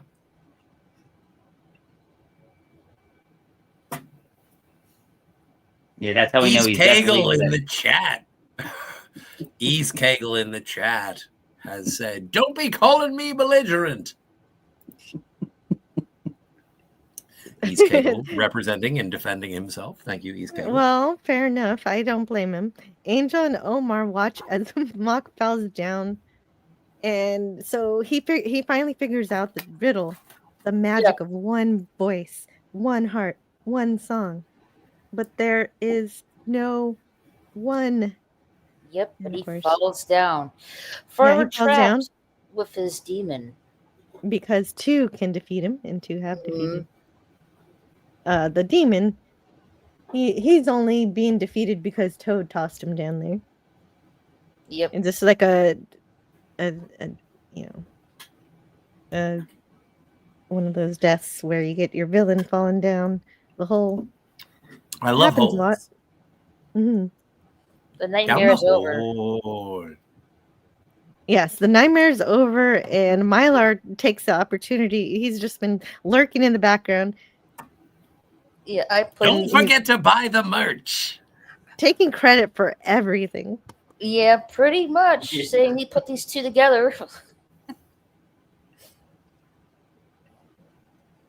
And You'll never know sounds like this. Voices. And the Angel. Don't forget to buy some popcorn on your way out. Yeah, Angel and Omar are singing together as a duo. Yes, and that's the story arc of Omar figuring out that they can be stars together. Right. And go ahead, Joe. No, I just wanted to say the Canadian version has Mylar saying that was just kidding about Mock. He's okay. He's just backstage. He thinks. And tell us the major difference in the animation from this American version from the Canadian version, Raquel. Okay, so in the Canadian version, yeah, you're correct. Mylar does say, Mock is and backstage. He thinks, and then you see, Zip. He was just unconscious. He's just unconscious and stuff. So he's not dead. He's okay. And then Mylar says the concert was fabuloso, and this kind of thing will never happen again. So good. I love this scene. If you can go a little further, Joe, at the ending, with the mountain and stuff. If you can show it. Yeah, we're getting there. Yeah. Mylar says, "You get the greatest show ever. Let's hear it for these kids and hope that this never happens again." Yep. That's the American version. Pretty much. Like right here. Like this is like my favorite scene right here. Pretty much saying good and love triumphs evil and hatred here. And I love the song right here in the end part of this. It's Send Love Through. I love the song right here. Uh, and I think it's a very perfect send off for the movie. And I liked how they have the rainbow back in the background as well. Yeah, I like the I rainbow think too. I think it's a great ending. Mm-hmm. Oh But yeah, it's also no, the song is great. Yeah, the standing song is yeah. great. Oh, the song is fantastic. The soundtrack to this entire work is incredible. But Oh, and the rainbow's great because there was a storm the whole time. Yep. when they went to New York, it wasn't rainy. I was like, does everything take place at night? But when they go to Nuke York, it is not. And so we do get some daytime during the movie. I like it. But I don't know. I think the ending of this movie does betray the premise of the movie, although they defeat demons, which is great. But there's not enough of a battle, although I think that, at the end of this movie, the demon and Mock are defeated by the power of love. And so, I don't know. I thought it was a little bit more hardcore of a movie. And then in the last, 4 minutes, I'm like, yeah. You wanted the demon to run roughshod over everybody, didn't you? No, I wanted more retribution from our heroes. I wanted Angel and Omar to really step up and be like, "This is what it is." But again, based on what had been presented throughout the rest of the movie, it was like, "Oh yeah, no, the tones. They will release the demon, but if you put two of the tones together, both compliance and rebellion together, then you will suppress the demon." And I really like this movie. I think it does sort of weaken at the end. It gets a little watered down, but yeah, good movie. But by the end, I wanted to see the crowd slaughtered to know what we were going against. So you were right, Wes Cagle. He wanted absolute mayhem and destruction. Yes. So he came back around. You didn't want to see the demon slaughter some people? I wouldn't have minded, but as you said, Jill gets it. Because we didn't, like you said, we didn't really get to learn about them too much. We know that they're all probably high or something, and they wouldn't realize what's happening until they're digesting. Yeah. Never happens when you're eaten by a demon. It's these movies. Like, again, I have to point out, like, heavy metal. Like, there's nothing wrong with sex, drugs, and rock and roll. And once you try to corporatize it and put it within a box, then that's when people get sort of led down the primrose path. And they are going to be fed whatever bullshit they're going to get. And I like how at the end it is the artists who save the crowd, but because there's no connection with the crowd, I felt like, all right. So they're just generic fans of Mock, is what they are. They're fans of him, and they are K-pop demon hunters. I tell you. Yeah. Well, and Mock was also defeated. Mock was also defeated. Well, I don't know. I don't really listen to K-pop. And Mock was also defeated by his own insanity, because of course he's mean to Zip, and it causes the death of Zip, and so Toad tosses him into the dimension. Toad. I got there in the end. I know, and I adore it. What did Ted Todd 2 do? It's a great fairy tale, and and a love letter to rock and roll, basically. And Well, and what is the moral of the story? The good Uh, turns e- evil. even that when makes everything, sense. even when things are corrupted, if you can, if you can have a little love and harmony, you can defeat that evil, that corruption that has infected society. Well, and also in terms of Omar, I think that his understanding is get over yourself. You're not the most important thing in the world. When it comes to Angel, it's you are your own person. You have agency, and you can stop whatever evil is being presented. And when it comes to Dizzy and Stretch, Dizzy, keep being you. You're awesome. And Stretch, lay off the video games. Just lay off the video games. Yeah, Stretch gets really too deep into that video game. It really gets in his mind just as much as the drugs in the movie.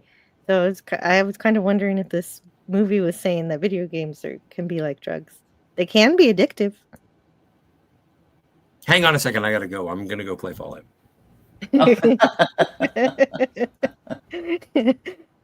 Oh, is that what you're calling that now?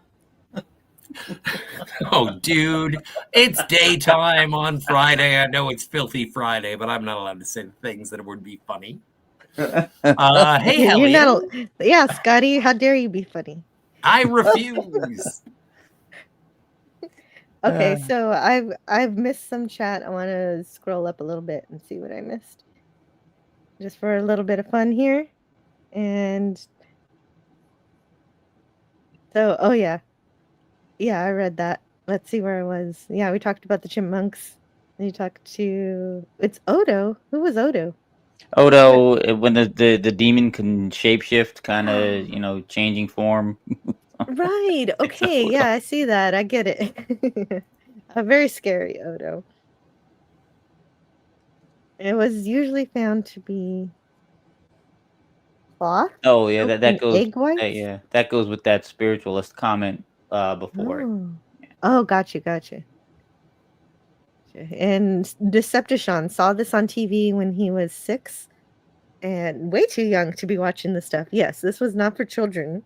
It had sex, drugs, and rock and roll themes in it, and the rock and roll, I guess, was fine, but it was the other stuff that you shouldn't have been watching it for. But I imagine a lot of kids watch this movie that when they shouldn't have been watching it. Probably. What's Keiko when? Well, I was when this came. I was so it was 84. So I was 15. So. Oh, you were 15. Okay, Yeah, you're old enough 84. then. Yeah, 84. I was already 15. So. The one brother who dies and asks if they're bad really got me. Yes, that was a good story arc. That was good. Flip change where Zip just learned about being good and he wants to be good for Uncle Mikey and for his family too. Sorry.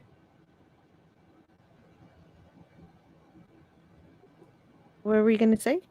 No, go ahead. Sorry, my headphones are not working. Oh, I'm sorry. Okay, and you and I probably watched it on the same night on CBC. RRTNZ says to Decepticon. He was 12, RRTNZ. It was pure awesome. This was probably the last time Nelvana tried. Everything after this was low-budget licensing deals to pay off debt. Care Bears, droids, Ewoks. Oh, but I liked Care Bears.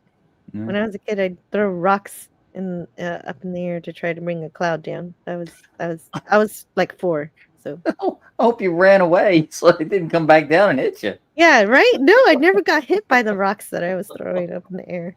I know. I didn't know, and I didn't hurt anybody else. That was the miracle. That was the miracle of this adventure of my childhood idiocy. And Decepticon says, I always thought it was City CBC. Oh, I always thought it was City. CBC is shocking way back in 83. And hello to Cynthia. How are you doing? The song at the end of this movie is awesome. Yeah. and Absolutely. that's Debbie Harry and Robin Zander from Cheap Trick singing together. Nice. That bit, yeah. So it's pretty cool. Nice. Oh, so we were talking about laser swords and the history of Mhm. laser swords, and Bubblelandia is here with an answer. Prior to Star Wars: A New Hope, Edmund Hamilton's light swords in his 1933 story, Kaldar, World of Antares, and Isaac Asimov's Force Blades in his 1950s Lucky Star novels were influential. Mm. Fantastic information. Thank you, Bubblelandia, for enriching the stream with that fact. Yeah, thank Those you. facts. Mm-hmm. Is the monster animated with sand art? You know what? It does seem like it. I don't really know, but I am assuming it's like flesh and maybe a little bit of of effect of sand particles. Maybe it's definitely a unique look to it. Well, Yeah, there very was much, yeah. animation. there was Go ahead. some production reference to it being like between 5 and 7 different animation techniques to try and bring Mhm. the demon to life. It seemed like it might have been rotoscoping. Yes, rotoscope is what I was going to mention. Yes. Yeah. Please continue. That No, happened. that's what it seemed like, yeah. Yeah. Well, but that Yeah. happened specifically with the band, with our heroes. Oh, is yes. Yeah. They did practical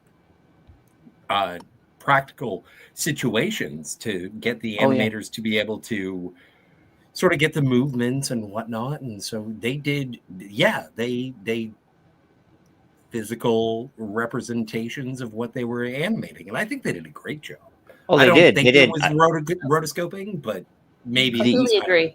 You can see the part where they're in the club when Angel's doing her song, the way she holds the mic, the way she moves. They had Debbie Harry do those motions so the animators could get it. You can see Debbie Harry in those movements in that club. Yeah. Was it? I hope I'm saying this name right. Sorry if I don't. Deception. Deception. It is a tough one. Decepticon. Yeah, Deception 77. Zip doesn't really die in the Canadian version, but some reason they cut that out in the American version. I don't know as to why though. because Americans are pussies. No, I take it back. Actually, you know what? And the thing is, I'm being facetious. I don't think that Americans are pussy, but I do think that it is a situation where they did alter it because this is an adult cartoon or a mature cartoon. And I'm not saying dirty. I just think that it was something where, and they experimented this across the source. And Tony Stark says in the chat, let me know when you do heavy metal. But I think that this was really attempting to sort of show fantasy in a more mature level, not necessarily directed at 5-year-olds or 10-year-olds, but this was something that was a little bit more risque. And so it is something where it's odd to me, but it's not where animation was viewed as being a children's medium, and you can't do that. And that was much more prevalent in the United States at the time than it was in Canada at the time, just because of our French and European influences. Mm-hmm. And like you Don't said, forget, there were the so United many. States loves the Jesus.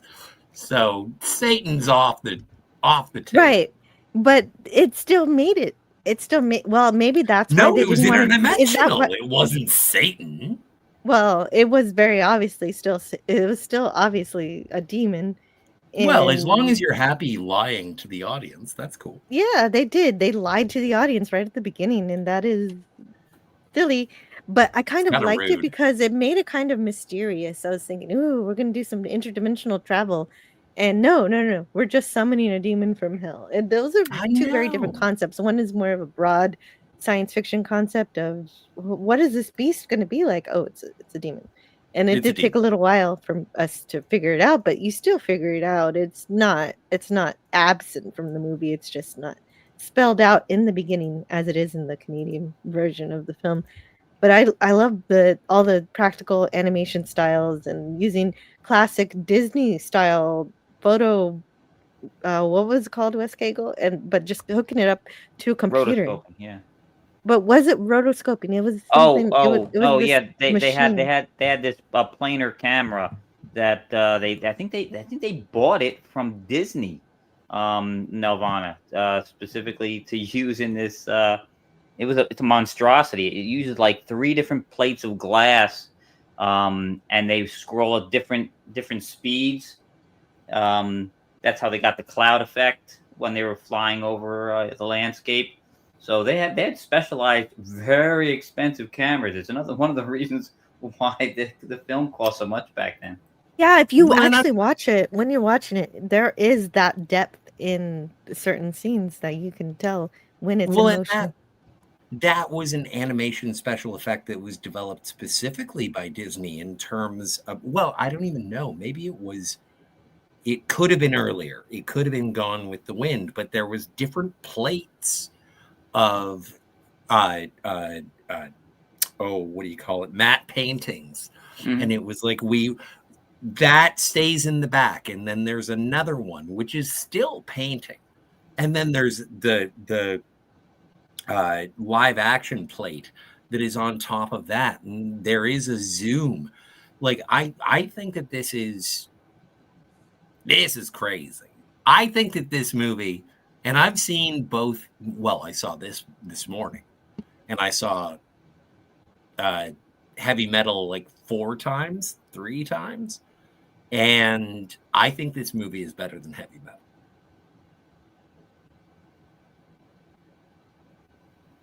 Blasphemous. And I haven't seen it yet, but I want to play this real quick. I'm gonna have to write this down. Does Jill It is. think It probably Heavy is. Metal is better I don't than know. Rock Rule?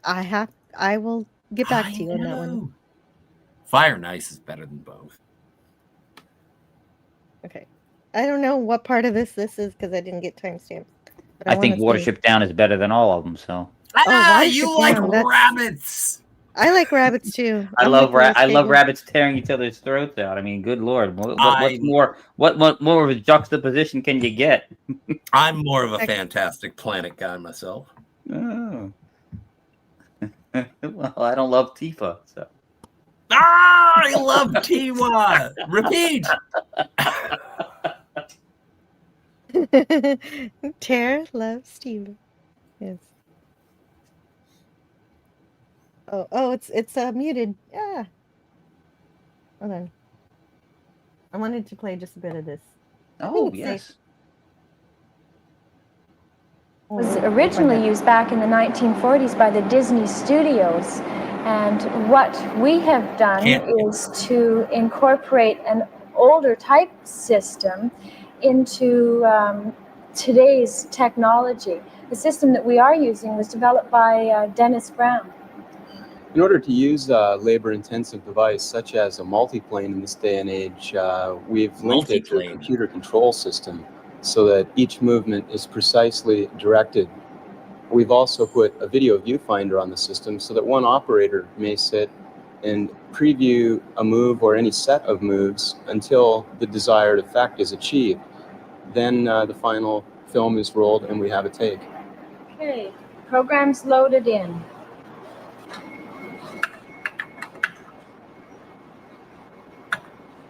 My God, that's nearly Planes are far enough apart.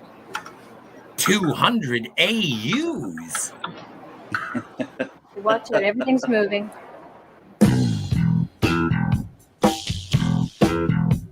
Wild thing. Right. Well, where the music starts is where I need it. Yeah. All right. Yeah, but Just when it was this is getting cool. good. No, but all of this whole thing is worth watching. It's just 24 minutes. The behind the scenes. It's so cool to see how this movie was made, and just a little bit. It makes me want to know more. It gives me more questions. But yes, it's really fun. If I'm not mistaken, I think you get an appearance in this documentary by Lou Reed, Debbie Harry. I mean, they talk about the music part of it, which is really cool. It's probably on the Blu-ray or the DVD. Definitely on. Yeah. Anyway, I mainly want the guitar to be so heavy that it would just smack you right in the mouth. Yeah. Certainly did. And it did. I just wanted that one. But it's just the whole thing. Watch the whole thing. I'm almost out of time, so I've got to... I just want to say to DJ Play Nice, I just wanted to read this for him.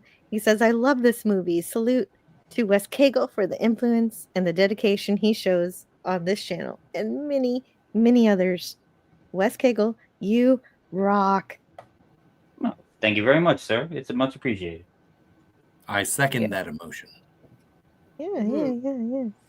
I just rest in peace to Nirvana. I didn't realize this year they went out of business. Yeah, they did. Yep. Sucks. I think that's how the conversation about this film came up in one of your streams. I think we had or somebody mentioned something about Nirvana having gone belly up this year, filed for bankruptcy, closed, shuttered their doors, and I think that's how it came up.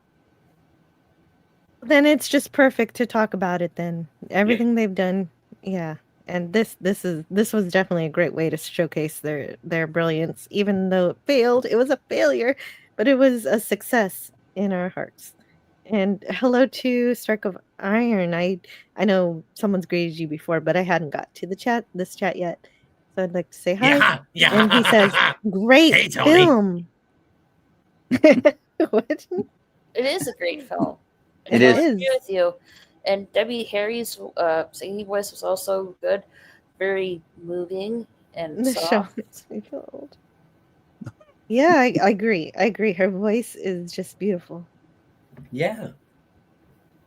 But the woman who does the voice of Angel is actually like really, really empathetic.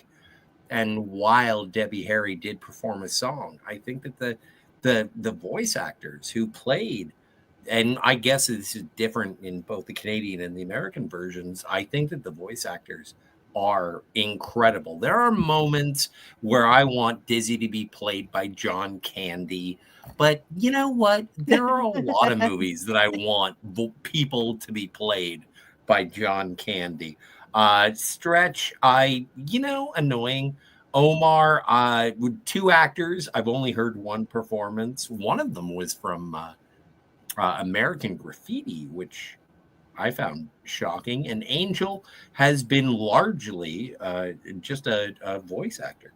And so, but I thought that this was engrossing. Mock, I think, was engrossing, although even I've only seen one version. So I'll see what the American or Canadian version is. I'm gonna buy the DVD. I'm gonna buy the DVD, not just for the differences, but also for the voice acting, and also because I want to hear the music, like as loud as possible. I have to say, I love the story. I love the characters. I love the voice actors with the American and Canadian versions, and the songs in this movie itself phenomenal. I have to give it like a star rating, 5 stars. I would definitely recommend seeing this movie and get it on DVD. Yeah. Well, actually, I like all the characters. They play their role and they do what they need to do. I mean, sometimes you do have a goofy character who just is really good at the bass, and so Stretch is Lap that of the character. bass. Well, and that's actually subversive because usually, like Animal or whatever, drummers are usually a little more wild, but this drummer was actually the smart one. And... Floyd played the bass. Animal played the drums. Zoot played the saxophone. But that's what I was talking about. The drummer. I was talking about the drummer. I was talking about Dizzy. Oh, I'm sorry. I got lost in a drug-addled anger about the Muppets. You're okay. You're okay. Now everybody is very clear on those points. Southwest Kegel. Whoa, I've never heard of Southwest Kegel. Yeah, that was a new one to me. That was the first, yeah. How many alt accounts do you have to make? That's not me. Southwest Kegel is not me. I promise you. What? Really? I don't know Where's the South one? It's South, yo. South is Mexico, but Southwest, it's well, it's not me. Georgia? I don't know. Georgia is not southern of you. Anyway, that's southeast. Yeah. This is getting ridiculous. I seriously. Oh, that's southeast. Yeah, you're right. Yeah, Arizona, maybe southwest. Oh, maybe New Mexico. Yes. Maybe it's I don't know, Venezuela. That's south. That is very south. Should the U.S. studios have changed the name of Hellraiser to Heckraiser? Yes.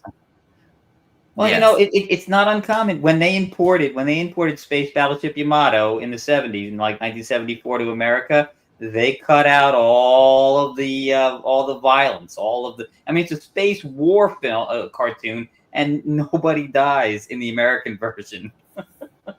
But there is something, and I don't mean this culturally or nationally, but there is something where people, and it depends on where you're from, but if you see an animated film and it involves nudity or violence or bad language or any of the things that would be over a G rating, that people get fucking bug nuts about it.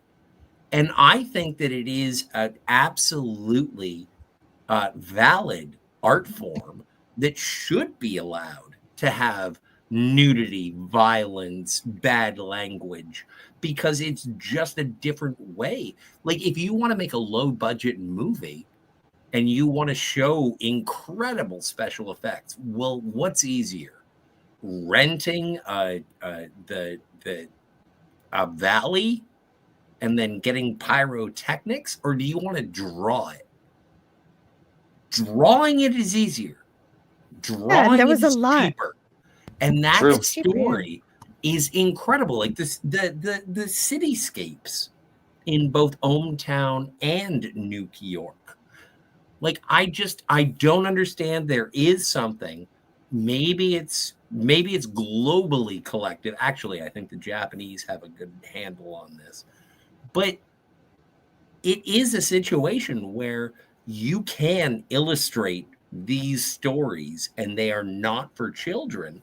But I don't know what it is about North Americans. North Americans see animation and they're like, oh, that's a baby toy. And it's like, it's not. Yeah. It's not. No. I would. Yeah. Not all the time. I mean, they do. I think they do see it like that a lot of times, but it's not. You're right. I mean, in America, yeah, things have changed recently. Yeah, they have. In that regard, we've understood that grown-ups can enjoy cartoons too. But I think maybe at this point, yes, they saw cartoon means this is for kids, and no, not really. This one is not for kids. Not it, and it was definitely aged up during the production process. Yep. And Definitely. I just want to play this for West Kegel. But first, I gotta mute this. Multipass. All that for that. Oh, I don't know if I mentioned this, but at the ending scene in the movie, Myler says the word fabuloso again.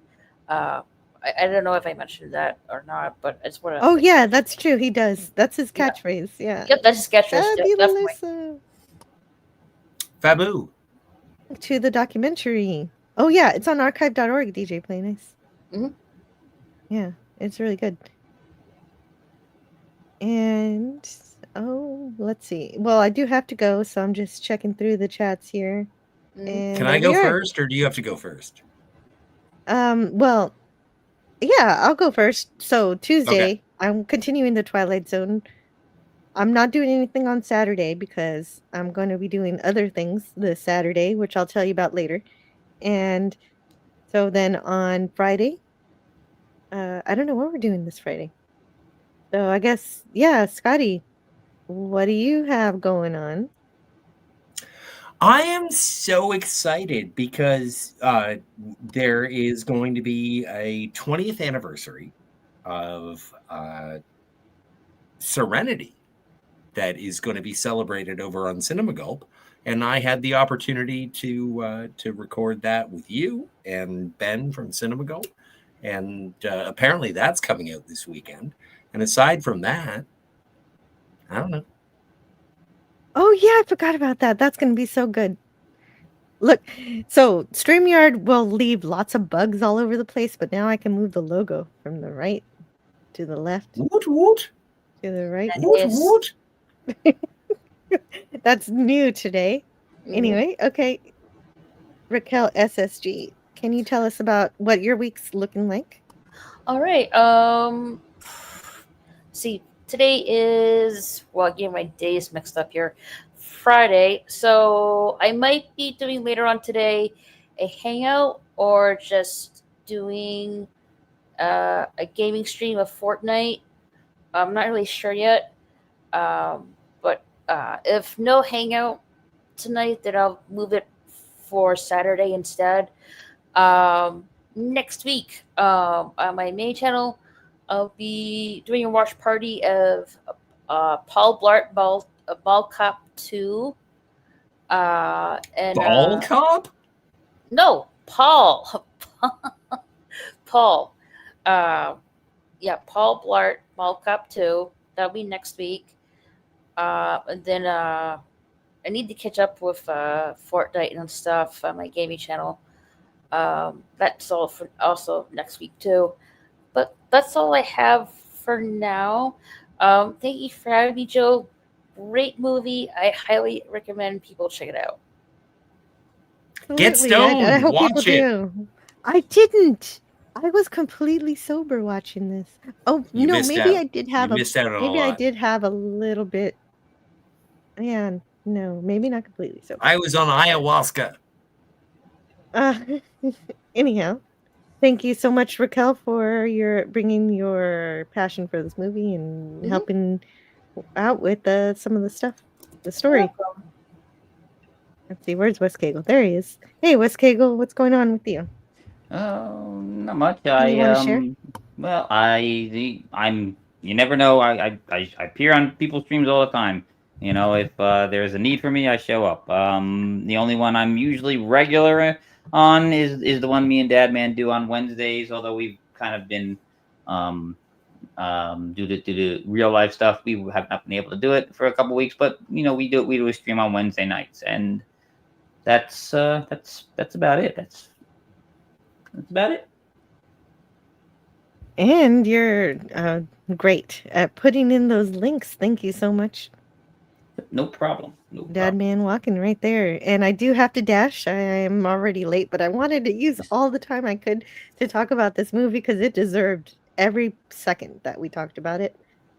And also, Trev Retro is live later. Oh, I forgot. That reminds me. Let me see if Friday Night Shit Talk. Yeah. Or what do they call it? Friday night. Well, no. I want to see if UK Danger Man is streaming. But you're right. Night? Trev Retro calls it. Yeah, I think you're right. I think that's it. Friday. Anyway, yes. Good for them. Good. Yes. Good times. Okay. Can you say something so I can do something in the background for UK Danger Man? He is live currently, and I want to send some people over there to him because he's talking about we should, Star Trek. Yeah. And I refuse to talk about New Trek, but UK Danger Man will talk about it all the time. So if there's anybody to listen to talk about it, I like him. And well, I think I ask Raquel and Kegel, whichever point on the compass you happen to be. Do you find that exploring the history of cinema genres, do you like seeking these things out and finding new movies for you, even though they may happen to be 40, 50, 60 years old? Sure. Yeah, I love watching new movies that I haven't seen before, that I like. Absolutely, yeah. And so whether we all like were movies. made, well, no, but the old movies, when you become dissuaded by the new. God, I have had one of my favorite times was learning about Metropolis. It's a silent movie with music, and it's so cool. I've never seen it. You're missing out on a robot lady. Oh yeah. Well, I have that know on how DVD. I like. Sorry, I have that one on DVD.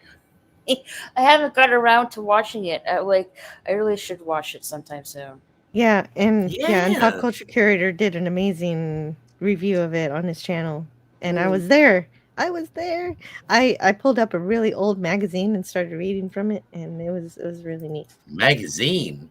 Yeah, it was it had fuck production. Is a magazine. It had production information about the movie in it, and it made me sound really smart.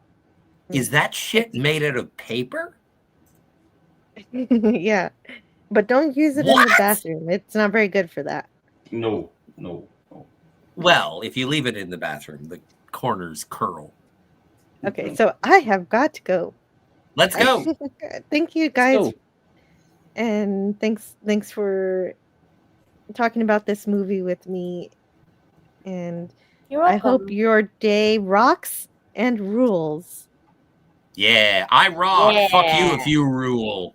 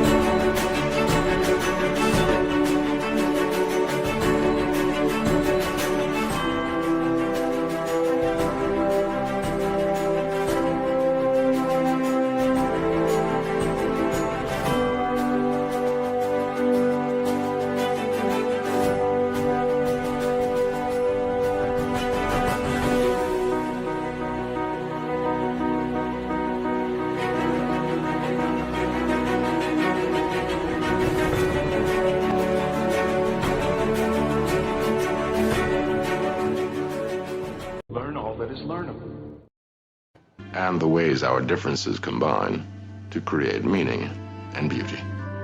It has always been easier to destroy than to create. May we together become greater than the sum of both of us. Well, now you have something new to think about. Carry on. I'll get you next time, Gadget. Next time. We don't have to be mean. Because, remember, no matter where you go, there you are.